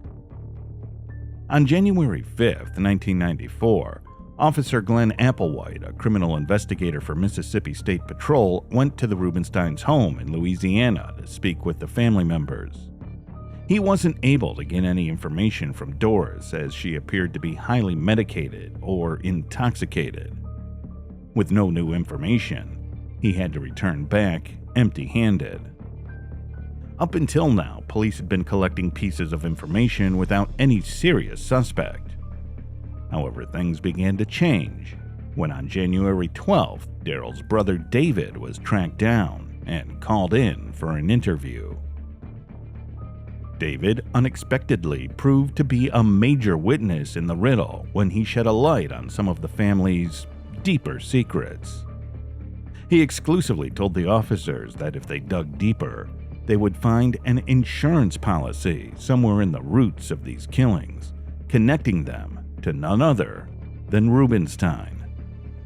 This was a serious accusation, and when detectives looked into it, they did find out that around 2 years ago in 1991, Rubenstein had taken out a $250,000 insurance policy in the name of his step-granddaughter, Crystal.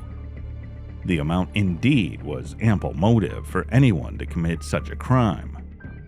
With growing suspicion, Rubenstein at this point had become the main suspect.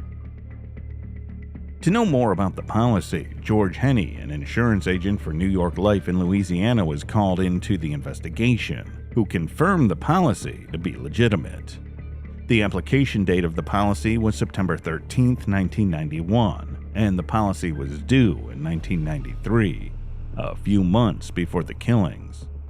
According to the policy, Doris, being the blood relative of Crystal, was the owner and first beneficiary. Rubenstein was the second, and Crystal's parents were the third beneficiaries. Adding more to the already piling suspicions, David had provided the detectives with one more crucial piece of information. He had revealed that Rubenstein was lying to detectives about his visit to the cabin on November 26th. Instead, he had gone to the cabin on November 16th, as Daryl had told him about the visit the next day. This resulted in Rubenstein being under even more suspicion because if this information was correct, it would directly link Rubenstein with the killings, as autopsy reports estimated the death of the family almost a month ago, from December 16, 1993. Rubenstein was yet again called for a talk, and when asked about his whereabouts on November 16th and 17th, Rubenstein had immediately asked his right to an attorney. The fingerprints, DNAs, and blood samples taken from the crime scene by Officer Applewhite didn't match with Rubenstein, and he wasn't able to prove Rubenstein's visit to the cabin on November 16th. The case against Rubenstein was not strong enough to take to the court due to a lack of evidence, and hence officials decided to keep looking. With no evidence and Rubenstein lawyering up, the detectives had decided to look into another suspect, Sidney Pagg. He was an African American with whom Annie was having an affair. While Daryl had been in prison during the 90s, Annie was living with Sidney. Doris and Rubenstein had taken care of Crystal as they didn't want her to be near Sidney, whom she had started to call her stepdaddy.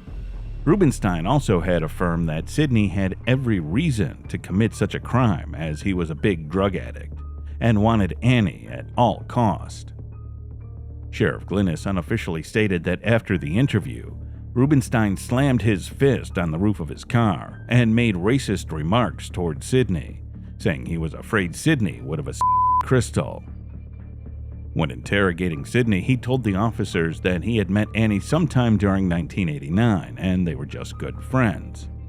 He used to sell drugs back then and did time in prison from January 1990 to February of 1991 due to that.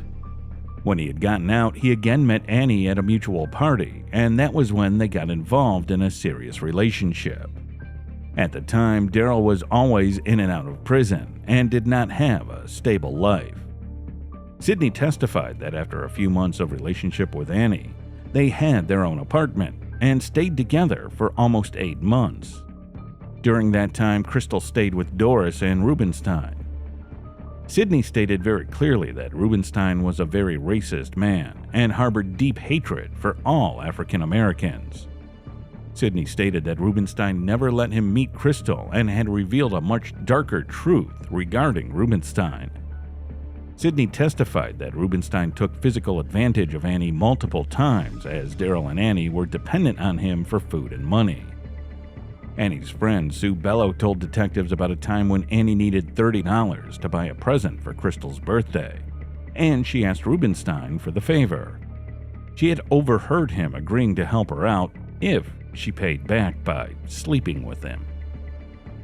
Kay Kelly, another close friend of Annie, also revealed a time when Crystal got chickenpox and Annie had requested for some medication and some money from Rubenstein, where he again made Annie sleep with him first. Kelly also exposed Rubenstein's efforts to convince Annie to sign some sort of document. Although all this information was crucial to the case, it still didn't prove if Rubenstein had visited the cabin on November 16th or that he was involved in the untimely death of the family. Doris and Rubenstein had claimed the check of $250,000 on the insurance policy on January 26, 1994, and with no other leads to follow, the case had gone cold. Nearly 5 years later, in 1998, Officer Applewhite came across Bill Goodwin, the deputy DA of Pike County who was working on a similar case, where a father killed his child for insurance money. When Applewhite got to know that he had convicted the killer in that case, he handed over the file of 1993 Perry murders to Goodwin. After reading into the case, Goodwin knew who they needed to approach. They met with Dr. William Bass, an expert studying the interaction of dead bodies under different environmental conditions, insects, and other organisms for 40 years. Observing decay and decomposition patterns in dead bodies for a long time, Dr. Bass had an expertise in telling how long a body has been dead. Seeing the pictures of the autopsy and crime scene, he immediately confirmed that the Perry family had been dead for over a month. The foundation behind the statement was the metamorphic life cycle of a fly. Dr. Bass explained that first critters to approach a dead body are blowflies. When they feed over the corpse for several days, they give hundreds of eggs that hatch and turn into little maggots. Maggots feed on the body and mature for more than 2 weeks. After that, maggots undergo metamorphosis and are wrapped in a black coating called pupa cases. 5 to 6 days later, the pupa case cracks and a fly is born. This whole process takes at least a month. Although Dr. Bass was sure about the timing of death, he did not find pupa cases in any picture to prove that the whole cycle of blowfly's birth had taken place. The case was still weak, but the testimony based on fly larvae, confirmed by an expert like Dr. Bass, was enough to make an arrest. In September 1998, Rubenstein was arrested by Pike County Sheriff's Department on charges of murdering Darrell Perry, Evelyn Annie Loke, and Crystal Perry, and was imprisoned in Pike County Jail. While he was an inmate there, Rubenstein became friends with James Stevens, another inmate in the jail. Here, Rubenstein opened up with Stevens and made the case easier himself. Stevens testified later that Rubenstein told him that he killed his stepson's wife, and their little daughter for cashing out on an insurance policy. Also talking about how he killed the family, Rubenstein told Stevens that he went to the cabin and stabbed Darrell and Annie until being sure of their death. With Crystal, he did not specify how she was killed, but it was assumed to either be strangulation or choking. With Stevens' statement, Rubenstein was indicted for capital murder of Crystal and murders of Darrell and Annie. Rubenstein's first trial took place in 1999 for 12 days, but it went to mistrial as the jury failed to reach a verdict. The case was retried in the year 2000, and this time in the trial, Dr. William Bass was also present. He sat at the back and watched as the state medical examiner gave his testimony. The imagery from the autopsy was being flashed in the courtroom when Bass saw a close-up picture of Crystal, which he had not seen before.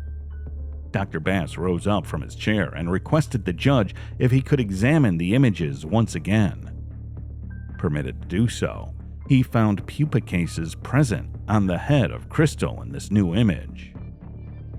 With this, any doubt about the time of the murders and Rubenstein's fate had been put to rest. As the trial ended, the jury convicted Rubenstein on all 3 murder charges. On February 5, 2000, Alan Michael Rubenstein was given death row on the charges of a capital murder of Crystal.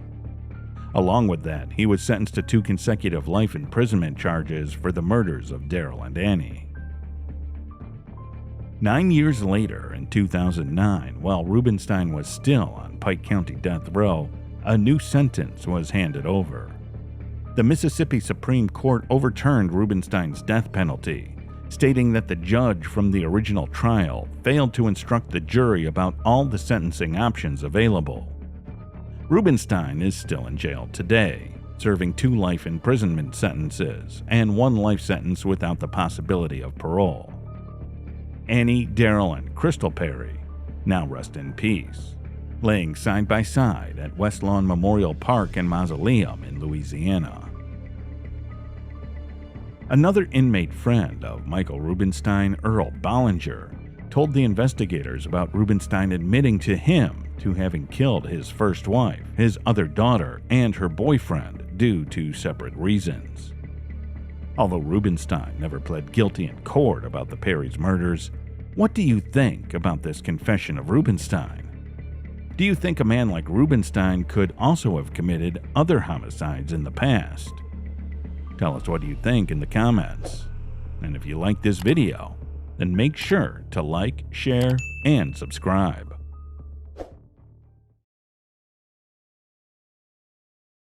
On the morning of December 20th, 1987, a teen girl's unclothed and strangled body was found near Blossom Music Center in Cleveland, Ohio. While passing by the road, an oil company driver found the body, and he informed the police. From the body, it was evident that the victim had been badly beaten, stabbed, and assaulted. The victim was identified as Barbara Blatnik, who had gone to a party that night but never came back home. Why did such a horrific incident occur to a young girl like Barbara? Who committed such a heinous act against her, and was the perpetrator eventually punished? Born on November 20th, 1970, Barbara Blatnik was raised alongside her sister Donna by her parents John and Theresa. By 1987, Barbara Blatnik was a typical teenage girl who used to live with her family in an apartment in Ohio. She had a deep passion for heavy metal music and never missed a chance to catch up on her favorite bands, AC/DC and Led Zeppelin. For her easygoing nature, Barbara became very popular among her friends at Erie View Catholic High School in Cleveland. She was a carefree and rebellious teenager who did not hesitate to skip school, smoke Marlboros, drink alcohol, and party with her friends. She loved to date random guys without being committed to anyone. Her carefree nature sometimes got her into trouble, but according to her parents, she had no known enemies, only a large group of friends. It was December 19th, 1987, and Barbara planned for a Saturday night party with her friends, Michelle Trodden, Sheila Salmon, and others. One of her friends came home to pick her up around 6:30 in the evening. They had a get-together in the Ozarks Bar, which was popular for serving underage patrons. Later, around 8 p.m., they visited another friend, Philip Knoll's house, to hang out together. Then they attended a small party at a local bicycle store near Philip's house, named Motorcycle Specialties on Turney Road. They all were drinking and having fun. Around 10 p.m., her parents got a call that she would return home soon. The exact location from where she called remained unknown. But she did not return that night. Her parents were familiar with her habit of staying overnight at friends' houses, so they were not concerned and did not file a missing person report. They thought she would come back home in the morning. But she never came back home. December 19th, 1987 was the day she was seen alive for the last time. That night after partying, Barbara intended to spend her night at her boyfriend Jerry Stead's house, near Warner Road. Jerry used to live with his parents and elder brother Bob behind the AC Delco Union Auto Parts store. That night, Jerry was not at home and was out partying with other friends. Later, during the investigation, Jerry informed the family and authorities that he had not seen her that night. A friend mentioned that she last saw Barbara around midnight on December 19th after dropping her off near Warner Road in Garfield Heights to visit Jerry. However, Barbara never arrived at Jerry's house. The next morning at around 10, authorities discovered the strangled body of a young woman, unclothed and abandoned on the side of O'Neill Road in Cuyahoga Falls. She had been subjected to vicious violence, including assault and strangulation, before being cruelly thrown by the roadside.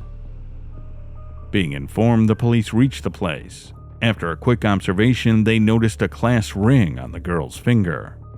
They removed it and found a name engraved inside, which read, Barbara Blatnik. Then police reached Barbara's house, where only her father John Blatnik was present. Her mother Theresa and elder sister Donna had gone shopping, as it was Christmas time and Donna was about to have her wedding, at which Barbara was supposed to be the maid of honor. The family was experiencing a joyful period, but their happiness did not last long. The father's expression grew pale when he saw the police at the doorstep.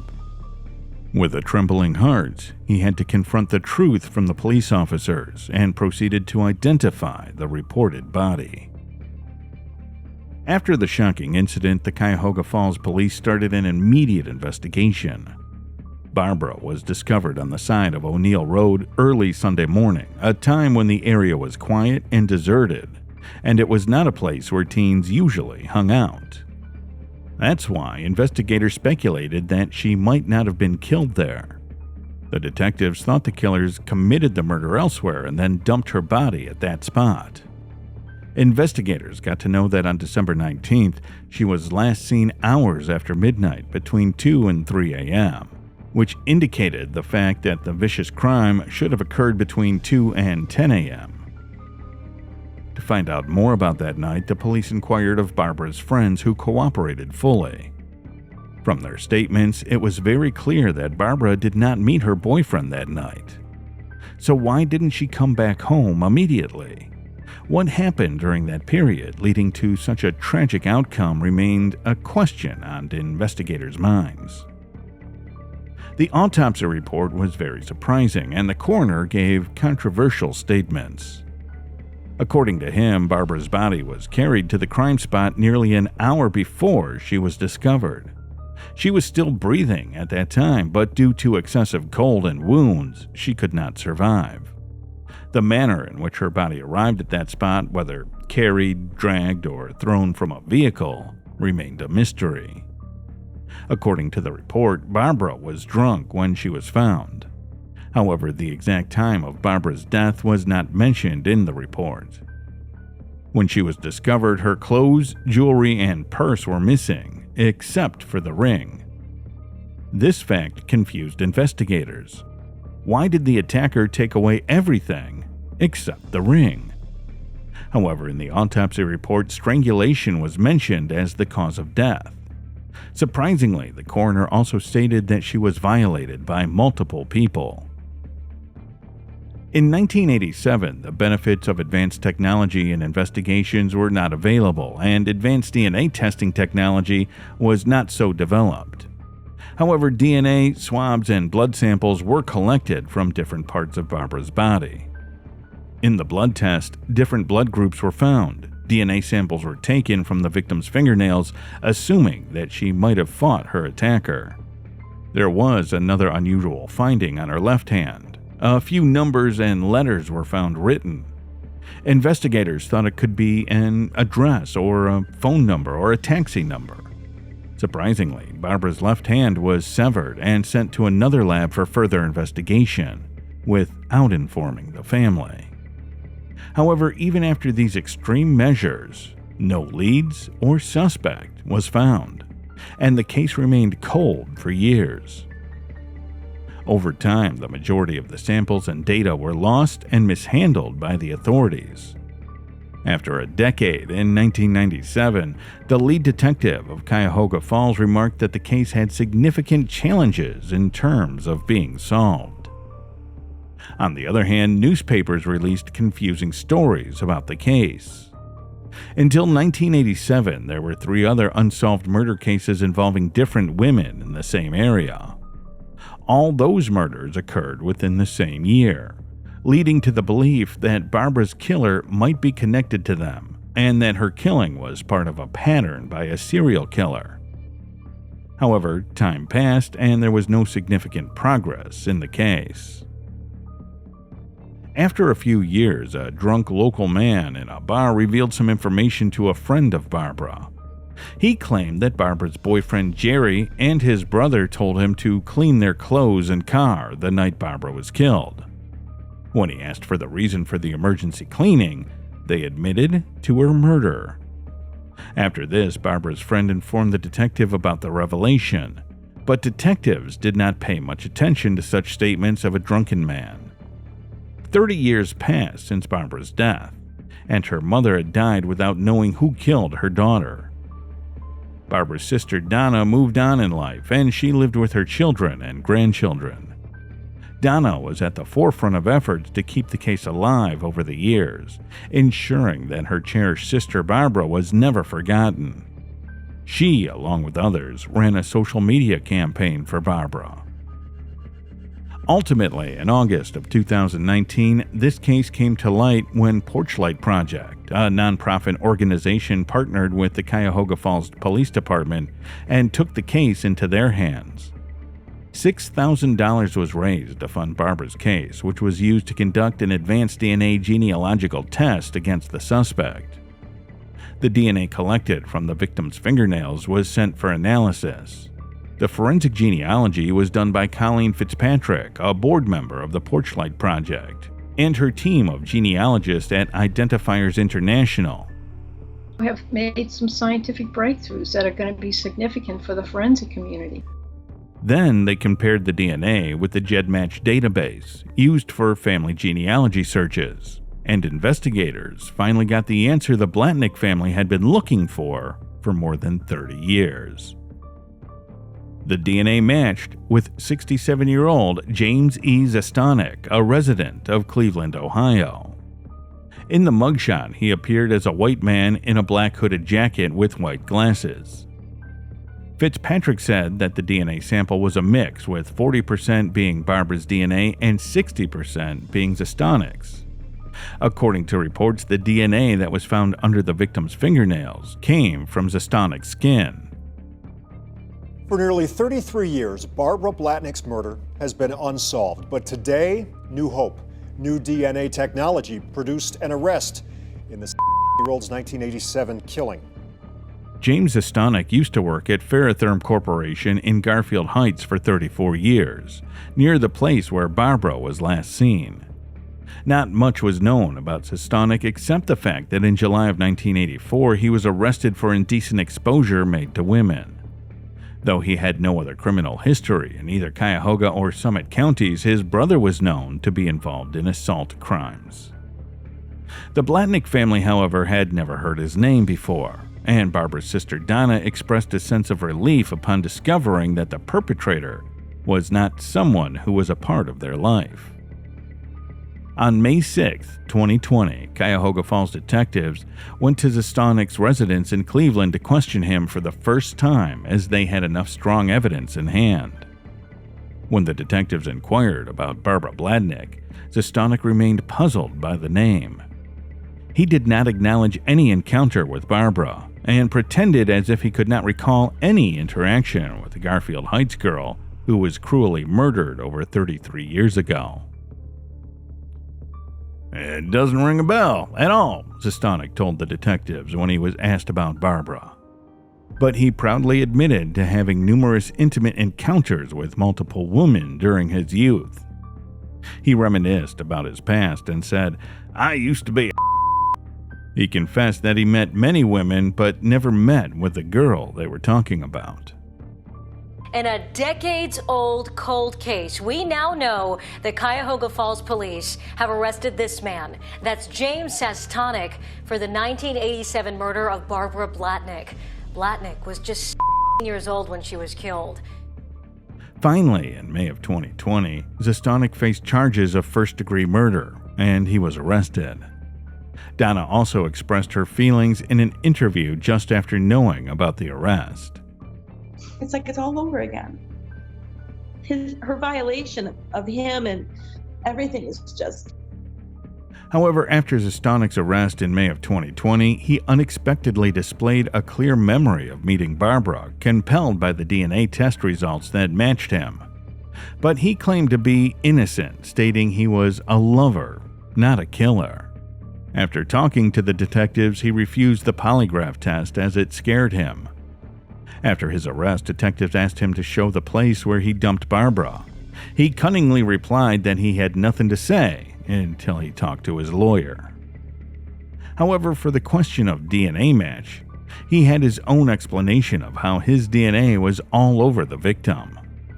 On May 8, 2020, during a recorded phone call from inside the Summit County Jail, Zastanik explained everything to his sister. He said that he met Barbara for the first time on Warner Road at night while driving. She was alone at the time and agreed to a ride with them. Then they went to Zastanik's house, where she made a phone call to someone and had an argument, and she got upset. Then he comforted her, and they ultimately engaged in a consensual, intimate encounter. And this was why his DNA got all over her. But the last time he saw her was when he dropped her off at the crossing of Grand Division and Warner Road. He always denied killing her. Surprisingly, Zastanik was released on a $35,000 bond in July of 2020 and was allowed to live with his brother while awaiting trial. His relief left the victim's family dismayed, seeking closure after 3 decades. Zastanik's further trial was then scheduled for October of 2021. The Blatnik family expressed disappointment over the multiple delays in the trial due to the 2020 COVID-19 pandemic situation. As the case was nearing closure, Zastanik died of cancer on August 24, 2021, at the age of 69, while still awaiting trial, and was never convicted of killing Barbara. Thus, Barbara's case remained unsolved forever. At the same time, the lapses in evidence handling were concerning because when the case was reopened in 2004, the investigators could not find much crucial evidence. The hair, fingernail clippings, and crucial samples like swabs collected from Barbara's body were packaged incorrectly and could not be tested. Donna also confirmed this in an interview. I always just thought we were just going to be one of those families that never knew because there was not enough evidence or samples. And unless somebody said, yeah, I did it. Now the question was, who was responsible for the miserable ending of such a sensitive case? What would it be labeled as, the failure of investigators or the failure of the legal and judicial system? After 3 decades, Barbara's case ended without any closure. The ending was very disappointing for the Blatnik family, though they had been relieved when Zastanik was arrested. Barbara's sister, Donna Zanis, said that if Zastanik accepted a plea deal or if the case had proceeded to trial, they would have finally gotten the answers to the questions they had been asking for over 3 decades. After Zastanik's death, Donna had no way of understanding why her beautiful sister had. On January 7, 1975, Samuel Guy was moonlighting as a night guard in a hotel in Atlanta, Georgia. But that night, something unusual happened. He got into a confrontation with 2 robbers and, tragically, he was shot dead. Samuel Guy was killed viciously, but the case remained unsolved and cold for decades. There were many questions surrounding the case. Did Samuel ultimately receive justice? Who were those murderers? And how was this case solved? Born on February 15, 1925, Samuel Guy was raised by his family in Brookwood, Dallas County, Alabama. At an early age, Samuel Guy joined the police department and served as a law enforcement officer in the Atlanta Police Department in Georgia. He was married to Francine Guy. They were parents of 3 children, a son David, along with 2 daughters, who lived as a happy family. He served in the military from 1943 to 1946. Samuel was highly decorated and esteemed in his community. He had worked in the police department for 19 years and earned respect. For years, he was considered as a hero in his area due to his role as a diligent police officer. During an interview, David, the only son of Samuel, shared his feelings and emotions for his father. He was such a good man and just so well liked, and he was sort of like the neighborhood hero everybody looked up to, you know, and especially when he became a policeman. Down deep, I felt that maybe one day I would be able to be involved in the apprehension of these people. At the same time, he felt disappointed that even after so many years, his father did not receive justice.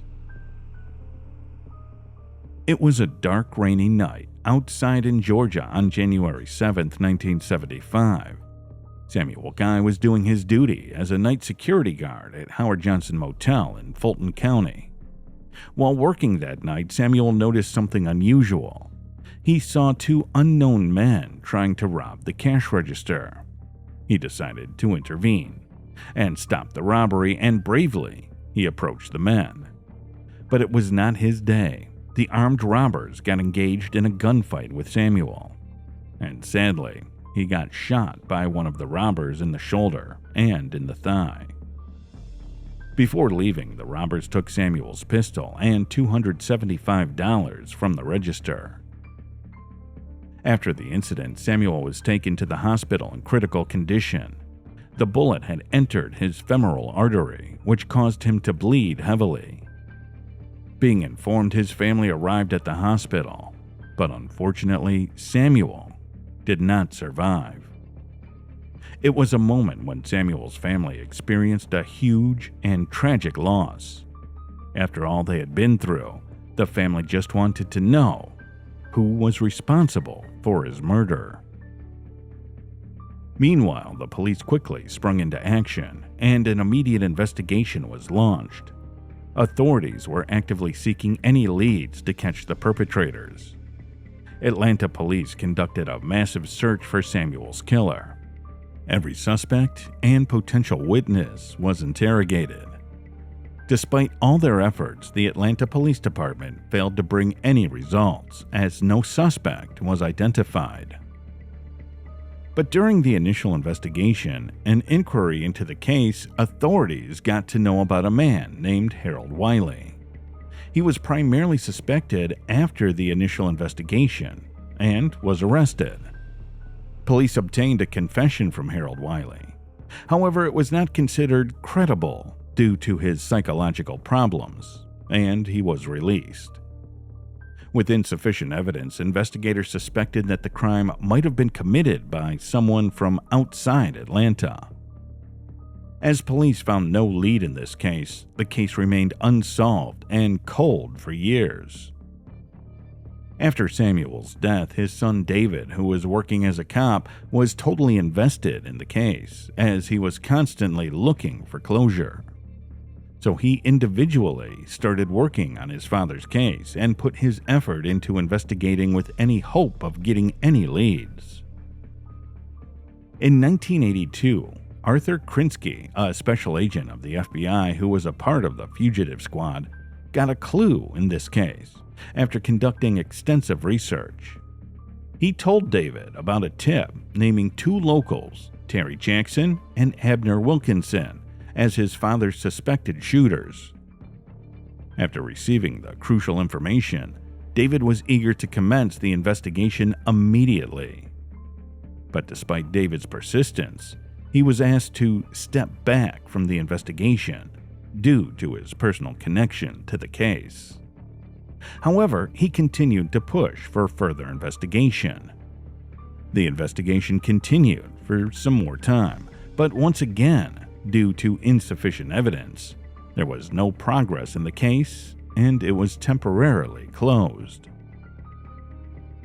Observing the state of the case, cold case detectives Jim Rose and Scott Bennett were assigned to the case.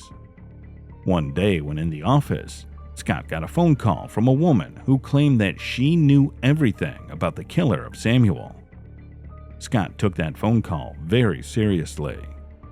This was not some crackpot. This was somebody that knew what they were talking about. And she gave the name of Abner Wilkinson as being one of the perpetrators, and an individual that she knew only as TJ. Then Scott and Jim contacted the woman who was named Myrtle. After a long time, the cold case came into action in 1999 with the arrival of Myrtle. Myrtle was the ex-wife of the suspected shooter, Abner Wilkinson. She revealed crucial information about her husband's involvement in the murder case and went for a closed-door interrogation with the investigators. I saw it on television, on the news, but he told me before I saw it, told me right after it happened. Surprisingly, during the interrogation, Myrtle mentioned the involvement of TJ, of whom she didn't know the full name. But she was quite sure that TJ was Abner Wilkinson's accomplice in the crime. Can you tell me the name of the person that was with him? Do you know his full name? TJ. Just TJ?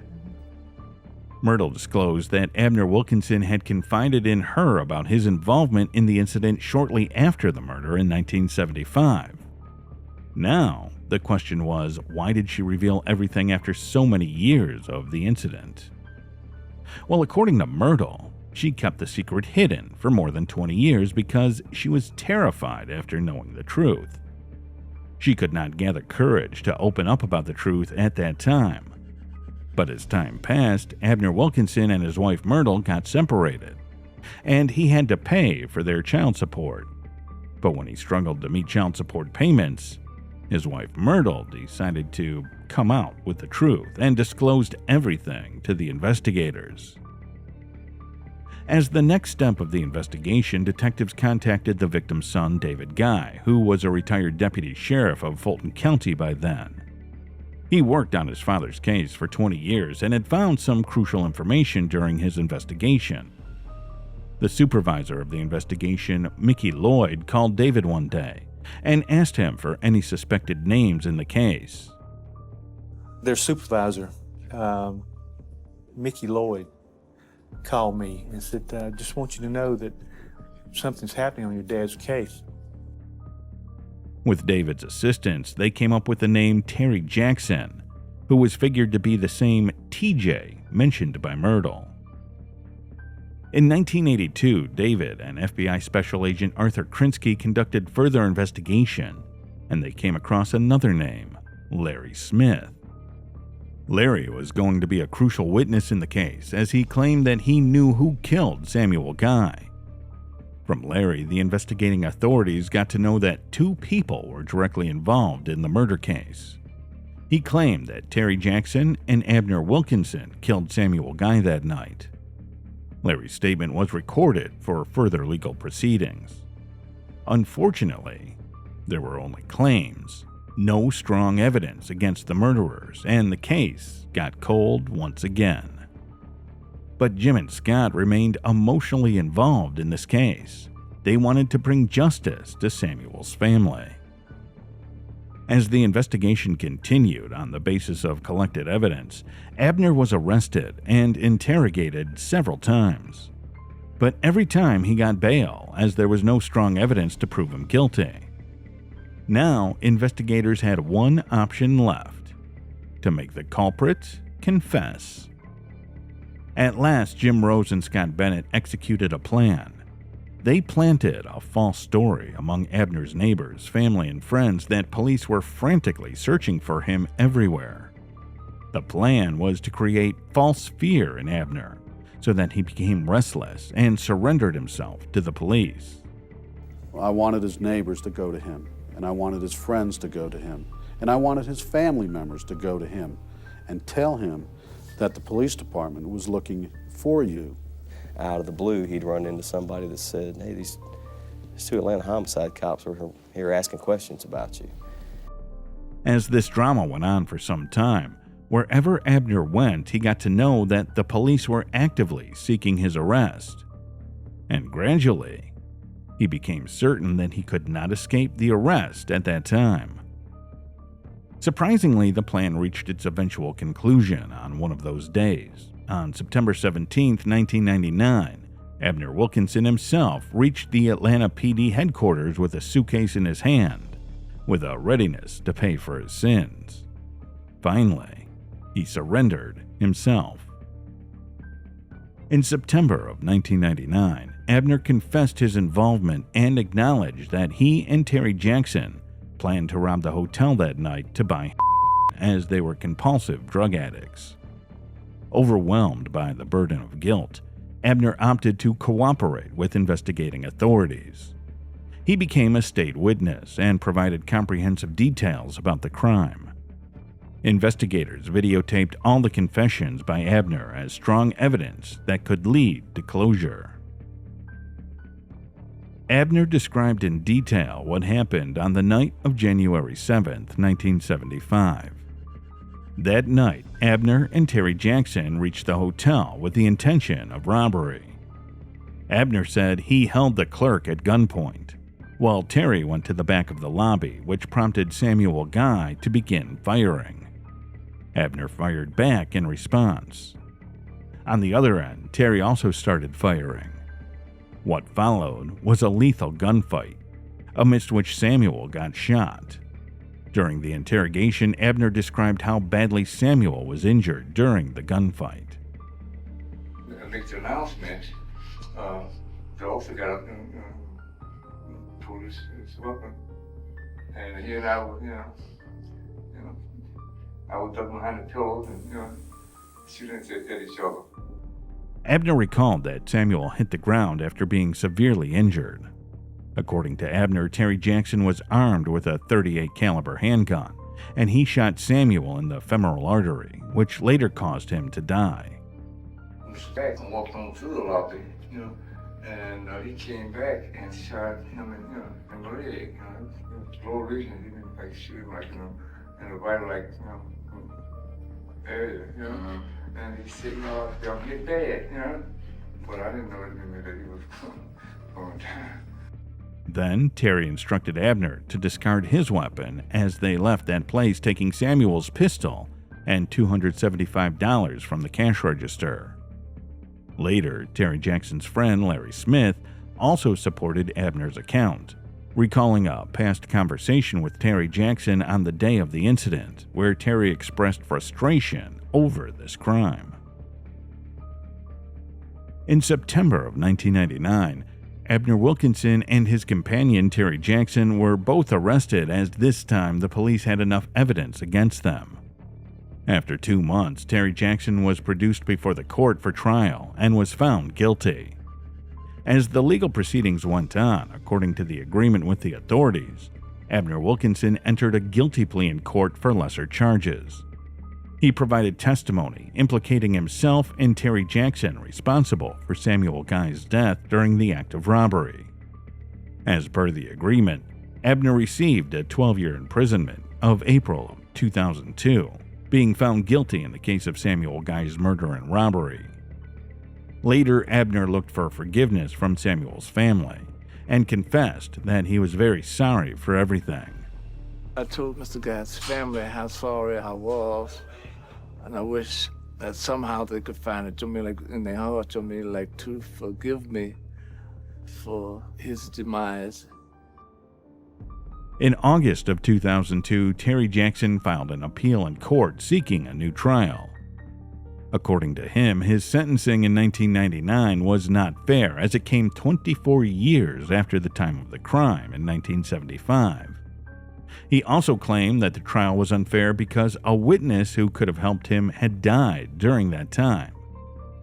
He appealed again in April of 2003, but the court rejected in the month of June that same year.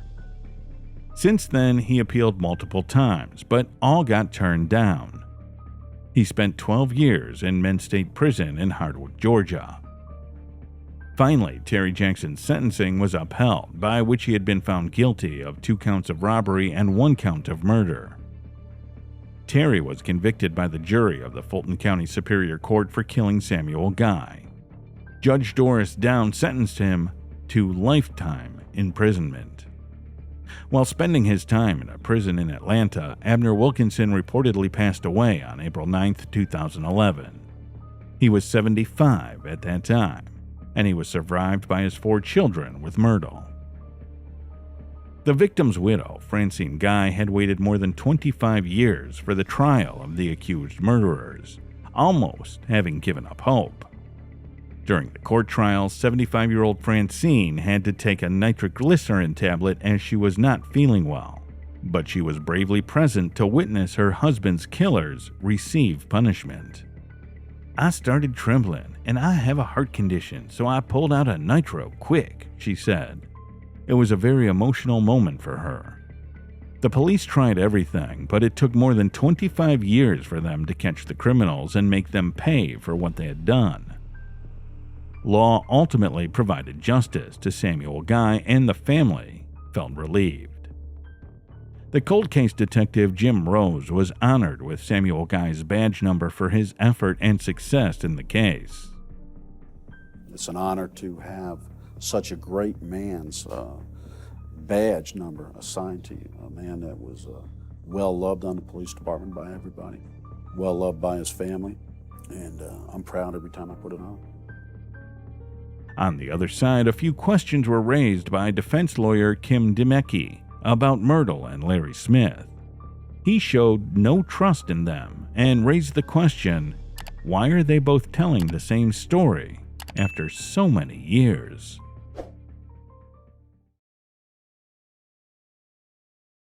On July 3, 1979, around 3:45 a.m., a strangled body of a young woman was found along Highway 54 in Graham, Alamance County, North Carolina, USA. This, it's terrible to lose a child. The victim was identified as Tammy Sue Aldridge, a 20-year-old college student who had gone for a jog near Jim Barnwell Road, but had never returned. She was killed ruthlessly, and unfortunately, her case had remained unsolved and cold for almost 45 years. Now the question was, who committed such a heinous act against her, and was the perpetrator eventually punished? Born on April 16, 1959 in Alamance County, Tammy was raised by her parents, Jimmy Ray Aldridge and Shelby Aldridge. In 1979, Tammy was a 20-year-old youthful girl with big dreams for life ahead. After graduating from Eastern Alamance High School, she enrolled in East Carolina University. According to her family, she was a bright student who dreamt of becoming a physical therapist to help the elderly with their ailments and make them feel better. In June of 1979, Tammy was enjoying a summer break and spending time with her family.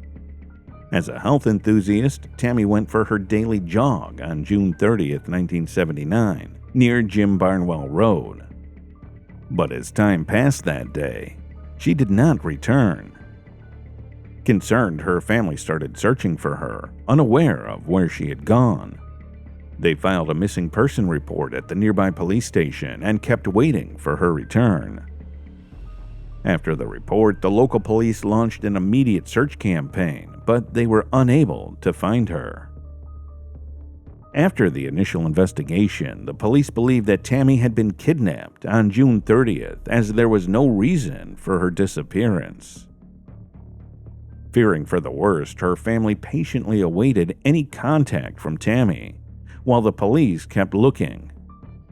However, over the next 2 days, Tammy had called home once on Sunday, July 1st, and then again on Monday, July 2nd.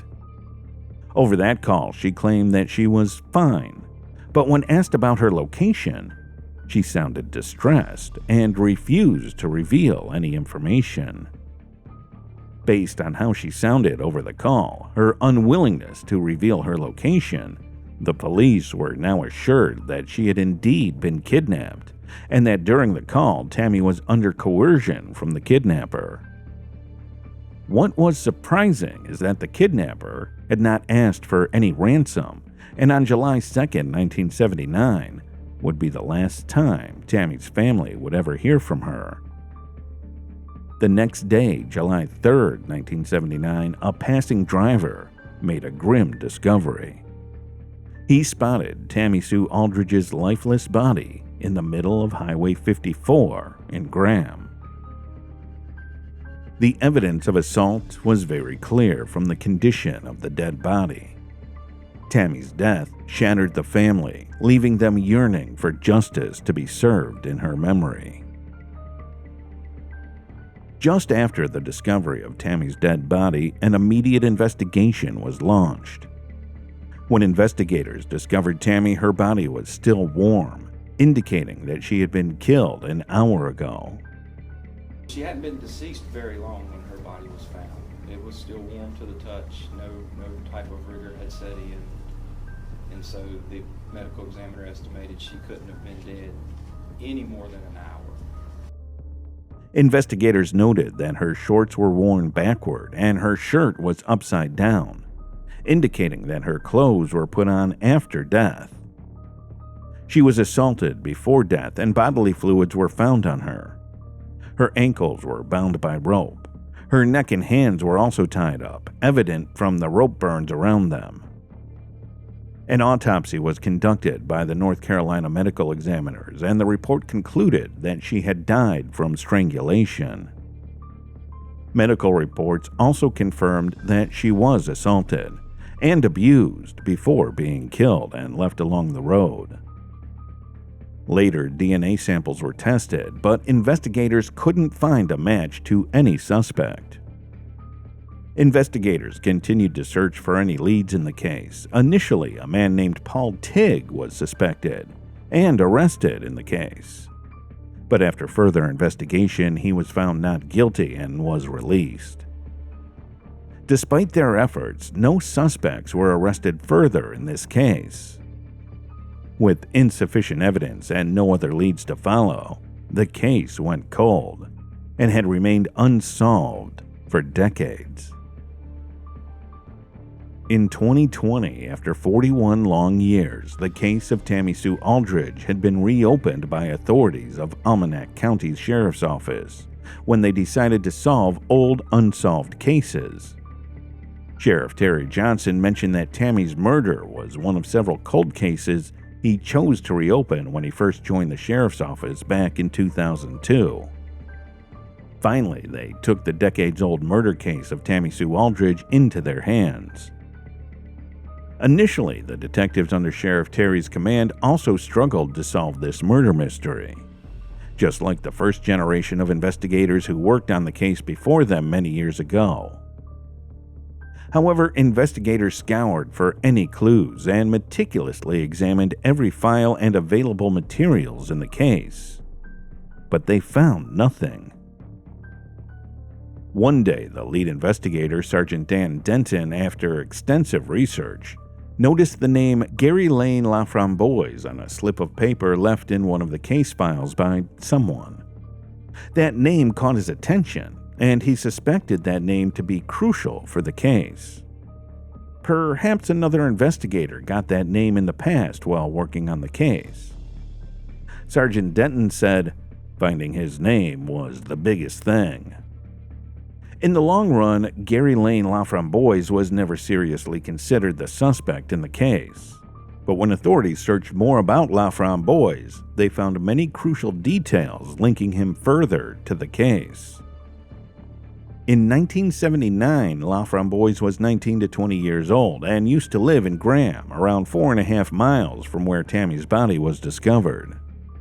He was a native of California who moved from Florida to Alamance County in 1978. Surprisingly, on October 11, 1979, he was arrested a little over 3 months after Tammy's murder. However, this arrest was for a different case by Graham City Police Department. He faced charges in another kidnapping case and for impersonating a police officer. On December 4, 1979, Gary Lane Laframboise was found guilty of those charges, including a serious assault on an Alamance County Sheriff's Deputy Detention Officer. It was reported that he had fractured the deputy's skull during his time in custody. He served 2 years imprisonment, from May 8, 1980 to August 25, 1982. Then he stayed in North Carolina for about another decade after his release in 1982. However, by the time Sheriff Teree Johnson reopened the investigation into Tammy's murder case more than 2 decades later, the suspected killer, LaFramboise, seemed to have been forgotten. Sergeant Denton acknowledged that finding LaFramboise's name was just the beginning of proving his involvement in Tammy's case. As the next step, investigators decided to conduct a DNA test to find a match.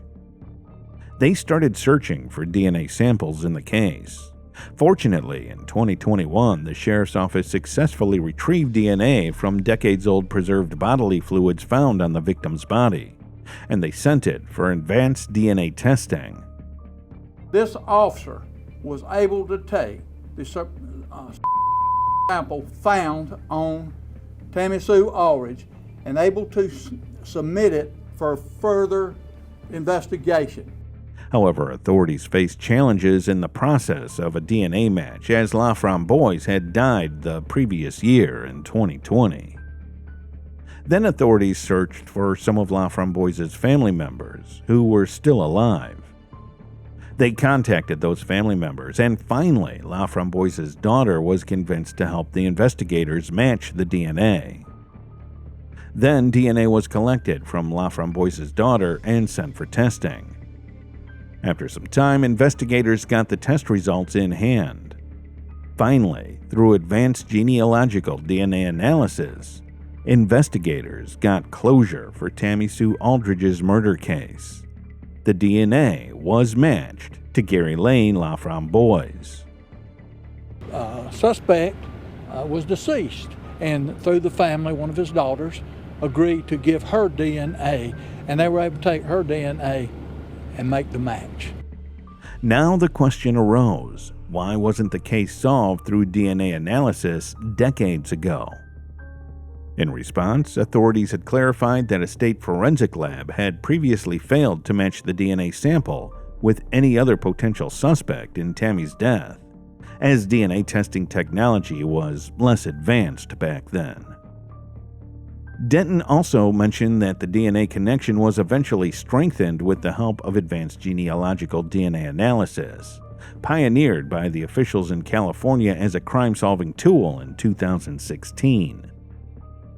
Finally, after 45 years, authorities identified the killer in Tammy Sue Aldridge's case. Now, the challenge was that authorities had no image of the killer when he was around 20 years old, as his mugshot from the kidnapping case had been lost.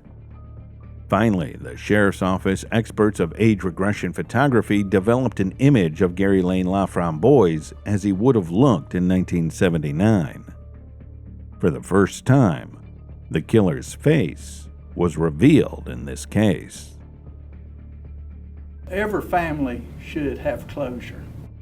On April 4th, 2024, the Alamance County Sheriff's Office held a press conference and finally concluded the case of Tammy Sue Aldridge, that Gary Lane LaFramboise was the killer.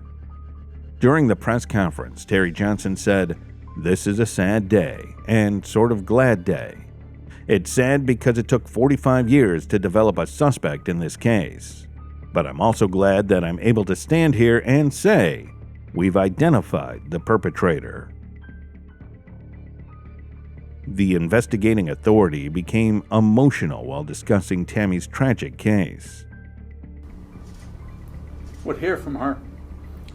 North Carolina State Medical Examiner ruled it death by strangulation.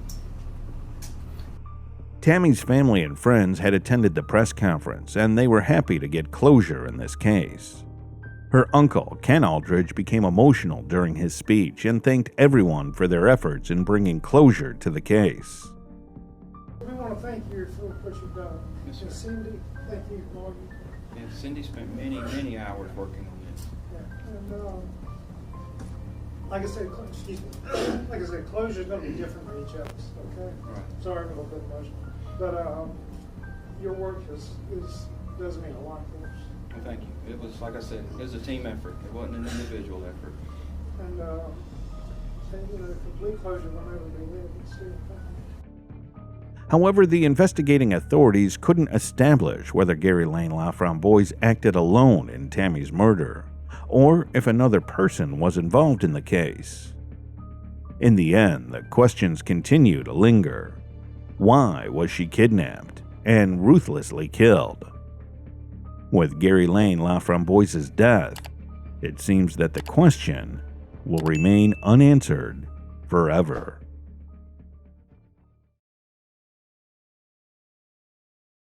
On December 30th, 1985, while investigating a car crash on an embankment near Mountain View Cemetery in Seattle, Auburn City Police discovered a set of remains, and it was that of a human body. The identity of those remains was unknown, and they were labeled as Bone 17. Similarly, a few months prior, on April 23, 1985, skeletal remains of another unidentified woman were discovered near a golf course in Tualatin, Oregon, and were named Bones 20. The horrific discovery of skeletal remains raised questions. Who were the victims? What happened to them? And were they connected? Soon after the discovery of the skeletal remains in King County, authorities started an immediate investigation. As the first step of the investigation, they tried to identify the remains, but they failed.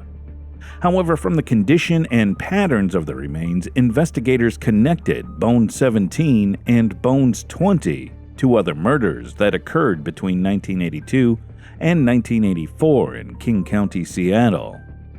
Police suspected that those two might be additional victims of the notorious serial killer known as the Green River Killer, whom they had been frantically searching for. To know more about the Green River Killer, we need to go back a bit to 1982. In the early 1980s, many of the victims of the Green River Killer were discovered in or near the Green River, leading to the unidentified notorious killer being called the Green River Killer. In July of 1982, the body of the Green River Killer's first victim was found in King County, with a unique kind of spray paint on the clothing wrapped around her neck. Initially, she remained unidentified, but was later discovered to be Wendy Lee Cofield.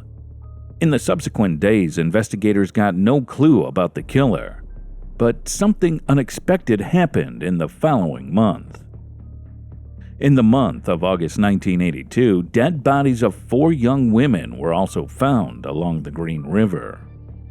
Those killings in King County prompted the King County Sheriff's Office to form the Green River Task Force to investigate these murders.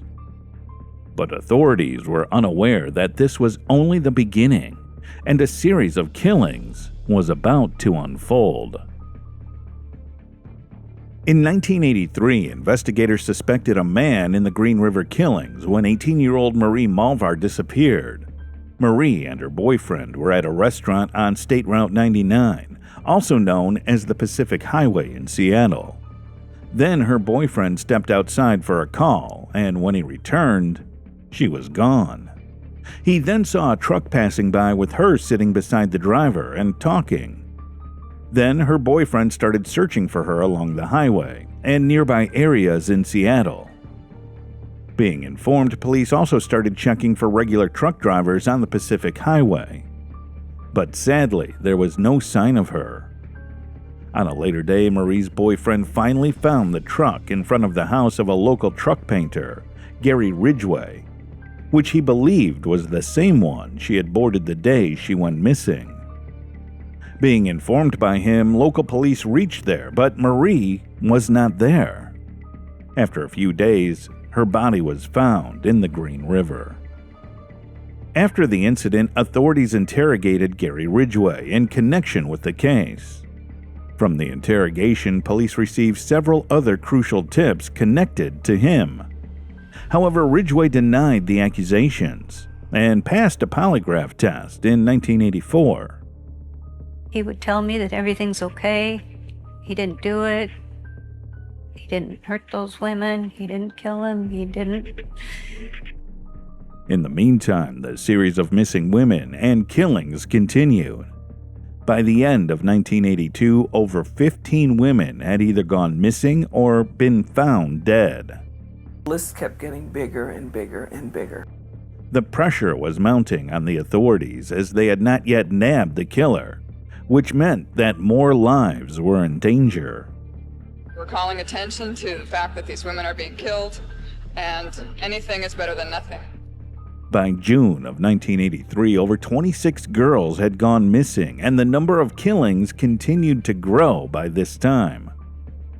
By the end of 1984, more than 40 victims were killed. Then there was a sudden change. After 1985, the rate of killings declined significantly, with the final one happening in 1998.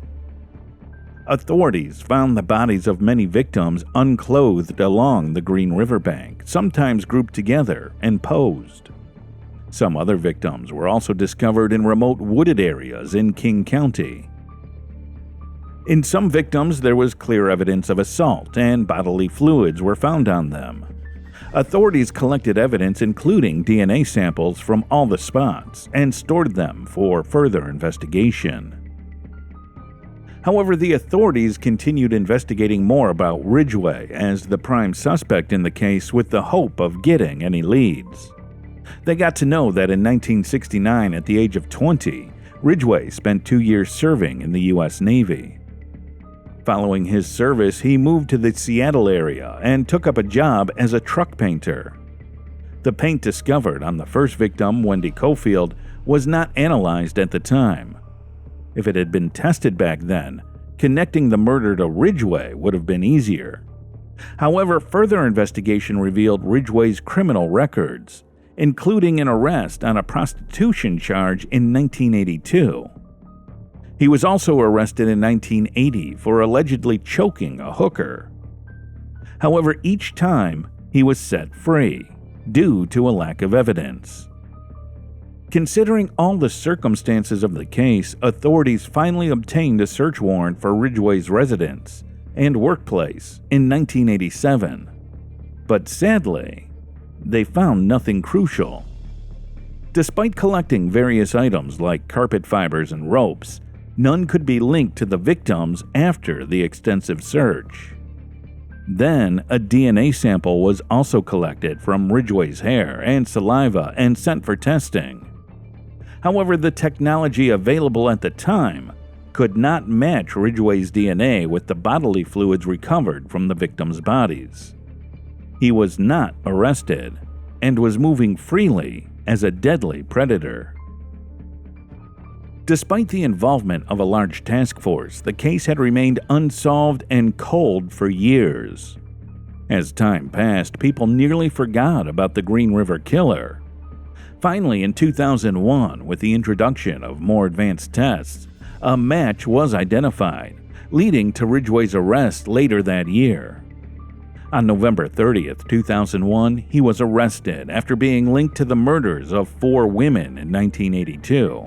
Who were identified as Deborah Bonner, Marcia Chapman, Cynthia Hines, and Opal Mills.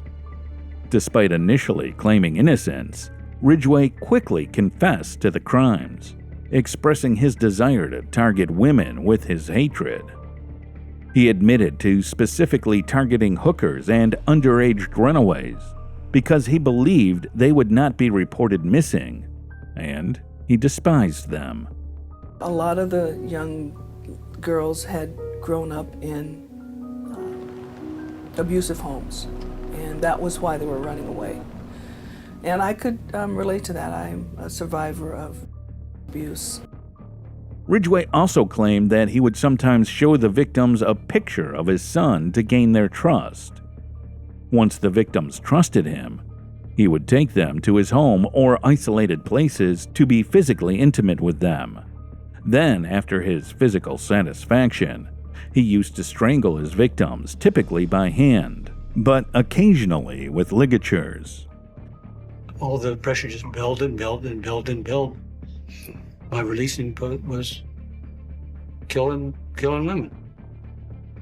He murdered most victims either at his residence, in his truck, or at remote locations.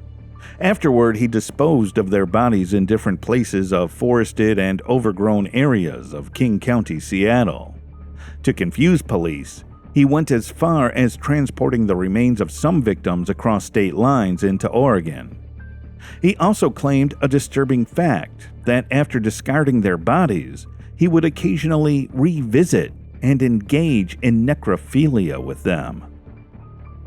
Did you revisit any of these? I revisited at least one of them. And when we say revisit, what did you come back to do? Have sex with her.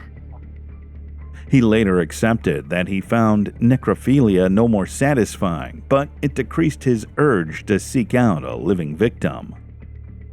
To know more about Ridgway's psychology behind all the murders, investigators interviewed him multiple times.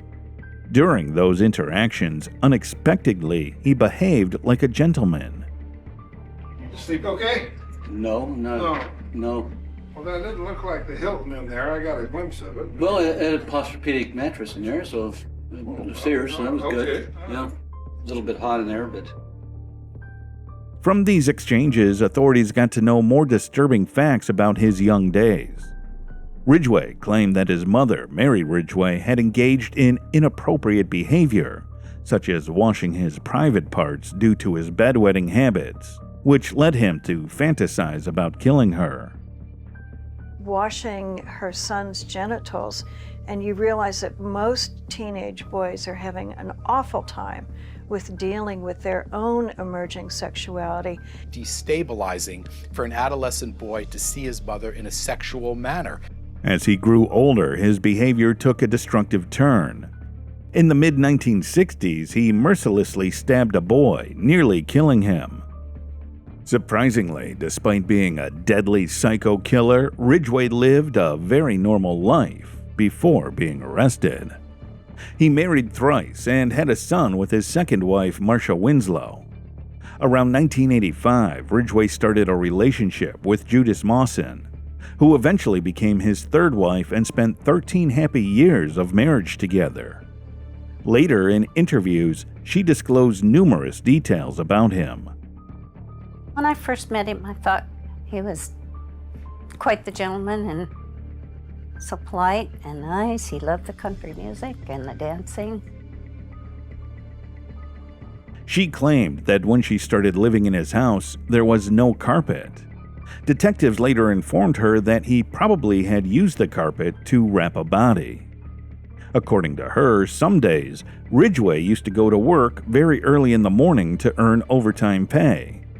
Investigators theorized that he might have committed some murders during the early morning shifts.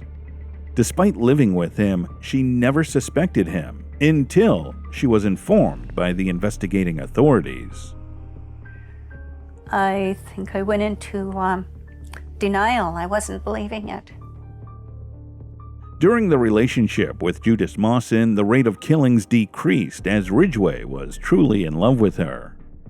In an interview, Mawson said, "I feel I have saved lives by being his wife and making him happy." According to his second wife, Marcia Winslow, he had been devoutly religious, regularly reading the Bible and following the teachings of their pastor. In addition to his 3 marriages, he had dated many other women. According to them, he had an insatiable appetite for physical pleasure. Ridgway himself confessed to having a fascination with hookers, with whom he had a complex love-hate dynamic. However, according to his friends, he was a friendly but peculiar person. In the 2003 trial, Ridgway admitted to the killings of 48 women in Seattle and Tacoma, though he confessed to 71 in total, with suspicions of up to 90. He had mercilessly killed so many women that he lost the count. During the legal proceedings to avoid the death penalty, he agreed to assist investigators in locating the remains of his undiscovered victims. Accordingly, he took the investigators to different places where he had dumped his victims many years ago. After searching all the locations identified by Ridgway, authorities ultimately confirmed the total number of victims as 48 women. Most of them had remained unidentified initially, but were later recognized. Later, during interrogation, he confessed to killing Marie Malver decades ago in 1983. Wendy Lee Cofield was considered to be his very first victim. After Wendy and the previously mentioned 4 women, Giselle Lovorn, Terry McGillen, Deborah Estes, Linda Rule, Denise Bush, Shonda Summers, Shirley Sherrill, and many others were identified as Ridgway's victims. Ridgway also led authorities to a site where the remains later labeled as Bones 17 and Bones 20 were discovered. Following his confession, it was verified that those 2 unidentified women were also his victims. Finally, he was found guilty of killing 48 women. Mr. Ridgway, how do you plead to the charge of aggravated murder in the first degree as charged in count 1? Guilty. On December 18, 2003, King County Superior Court Judge Richard A. Jones sentenced Ridgway to 48 consecutive life sentences without the possibility of parole. He also received an additional 10-year sentence for evidence tampering for each of the 48 victims, adding 480 extra years to his 48 life sentences. In January of 2004, Ridgway was put in solitary confinement at the Washington State Penitentiary in Walla Walla. Just when everyone thought the case had ended, something unexpected happened. Surprisingly, on December 21, 2010, a group of hikers discovered a skull near West Valley Highway in Auburn, Washington, close to where the remains of a Green River victim had been found in 2003. The skull was identified as Rebecca Marrero's. On February 18, 2011, Ridgway pleaded guilty to the murder of Rebecca Marrero and confessed to killing her. But later he was found not guilty due to insufficient evidence, and his punishment had remained the same as before. Unfortunately, for so many years, the identities of the remains marked Bones 20 and Bones 17 had remained a mystery. The question persisted: who were the victims whose remains were labeled Bones 20 and Bones 17? Even though the Green River killer was punished, investigators continued their search for new developments and were continuously trying to identify Bones 20 and Bones 17. After the arrest in 2003, Ridgway directed investigators to a location near Kent, Des Moines Road in South King County, Washington, where he claimed he had dumped the victim's remains. Authorities searched the area and found only partial skeletal remains. Skull and major bones were missing. Then the evidence was sent to the University of North Texas, where a DNA profile was generated for the unidentified victim. The DNA test confirmed that the partial remains found in 2003 belonged to the same victim known as Bones 20, who was first discovered in April of 1985. Then the DNA profile was added to CODIS, a national database housing DNA profiles of missing individuals and unidentified remains. Sadly, there was no match, and the victim's identity remained unknown. At last, authorities entered the details of the case into the NamUs as UP 9930. Then, in 2022, King County Sheriff's Office members met with Othram representatives to talk about the Bones 20 case and submitted the remains to the Othram lab in Woodlands, Texas. Then, Othram scientists effectively created a DNA extract from the skeletal remains. Subsequently, they used forensic-grade genome sequencing to generate a thorough DNA profile suitable for forensic genetic genealogy. Finally, in August of 2023, the in-house forensic genetic genealogy team identified Bones 20 as Tammy Lilas, who went missing from Seattle, Washington almost 4 decades ago. Then authorities contacted a relative of Tammy and acquired a reference DNA sample for comparative analysis. After further advanced testing, the match was confirmed. Tammy's family later confirmed that in May of 1983, Tammy ran away from home in Snohomish County, Oregon. What happened to her afterwards had remained unknown. Nothing much about her personal life was known. However, Tammy was not reported missing initially because she had a history of running away from home. After Bones 20, authorities aimed to identify Bone 17. In the month of December 1985, Bone 17 was discovered near another set of remains labeled as Bone 16 in the city of Auburn. Investigators had already confirmed that those remains belonged to unidentified victims of the Green River Killer. Finally, in 2012, through DNA testing, investigators identified Bone 16 as Sandra Denise Major, a 20-year-old girl. Sadly, the test results for Bone 17 consistently found no matches. In 2022, King County authorities partnered with Virginia-based Parabon Nanolabs, a DNA testing company employing advanced technology capable of identifying relatives even from distant connections. Parabon Nanolabs used the DNA from Bone 17 to sequence the individual's complete genome and subsequently uploaded the data to GEDmatch and Family Tree DNA in order to search for matches within public DNA databases. Finally, a match was found, and on December 19, 2023, King County identified Bone 17 as Lori Ann Respotnik, a teenager who went missing from Lewis County, Washington. Authorities contacted her family.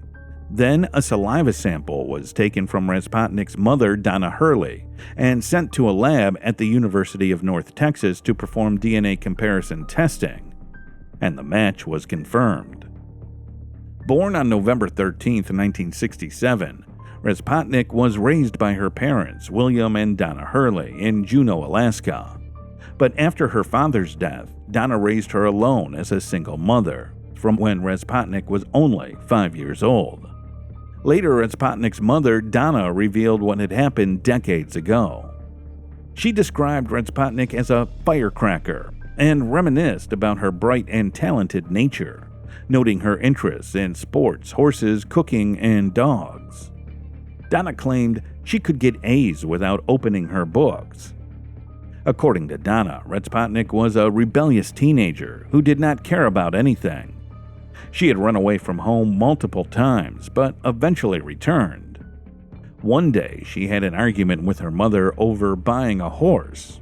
Donna declined her request as she didn't have any money at the time. Again in 1982, Respotnik ran away from her Lewis County home and never returned. Donna kept searching for her and also hired a private investigator, but she failed to find Respotnik, who mysteriously disappeared. However, after some time, she called home once to let her mother know that she was fine and living in Seattle, but that was the last time she contacted her mother. Finally, after 4 decades, the families of Tammy Lilas and Lori Ann Respotnik got closure. As a mother, Donna Hurley was heartbroken to learn of her daughter's tragic fate, having once hoped she was happily living with her own family somewhere. It makes me sad that her life ended that way, makes me angry at the person who did it, makes me angry at myself that I couldn't stop it, Donna said. But she had to accept the truth with a heavy heart at the end. On the other hand, after Tammy Lilas' identification, her family chose not to speak to the media. Ultimately, justice was served for all the victims, including Tammy and Respotnik, evoking deep emotions among their families as they reflected on their loved ones' tragic destinies. Now the question is the Green River Killer still alive in 2024? And the answer is yes. Gary Ridgway is still alive and serving a life sentence at the Washington State Penitentiary in Walla Walla. After everything, the question remains, are there only 49 victims? Or will future investigations uncover new ones in the Green River killings?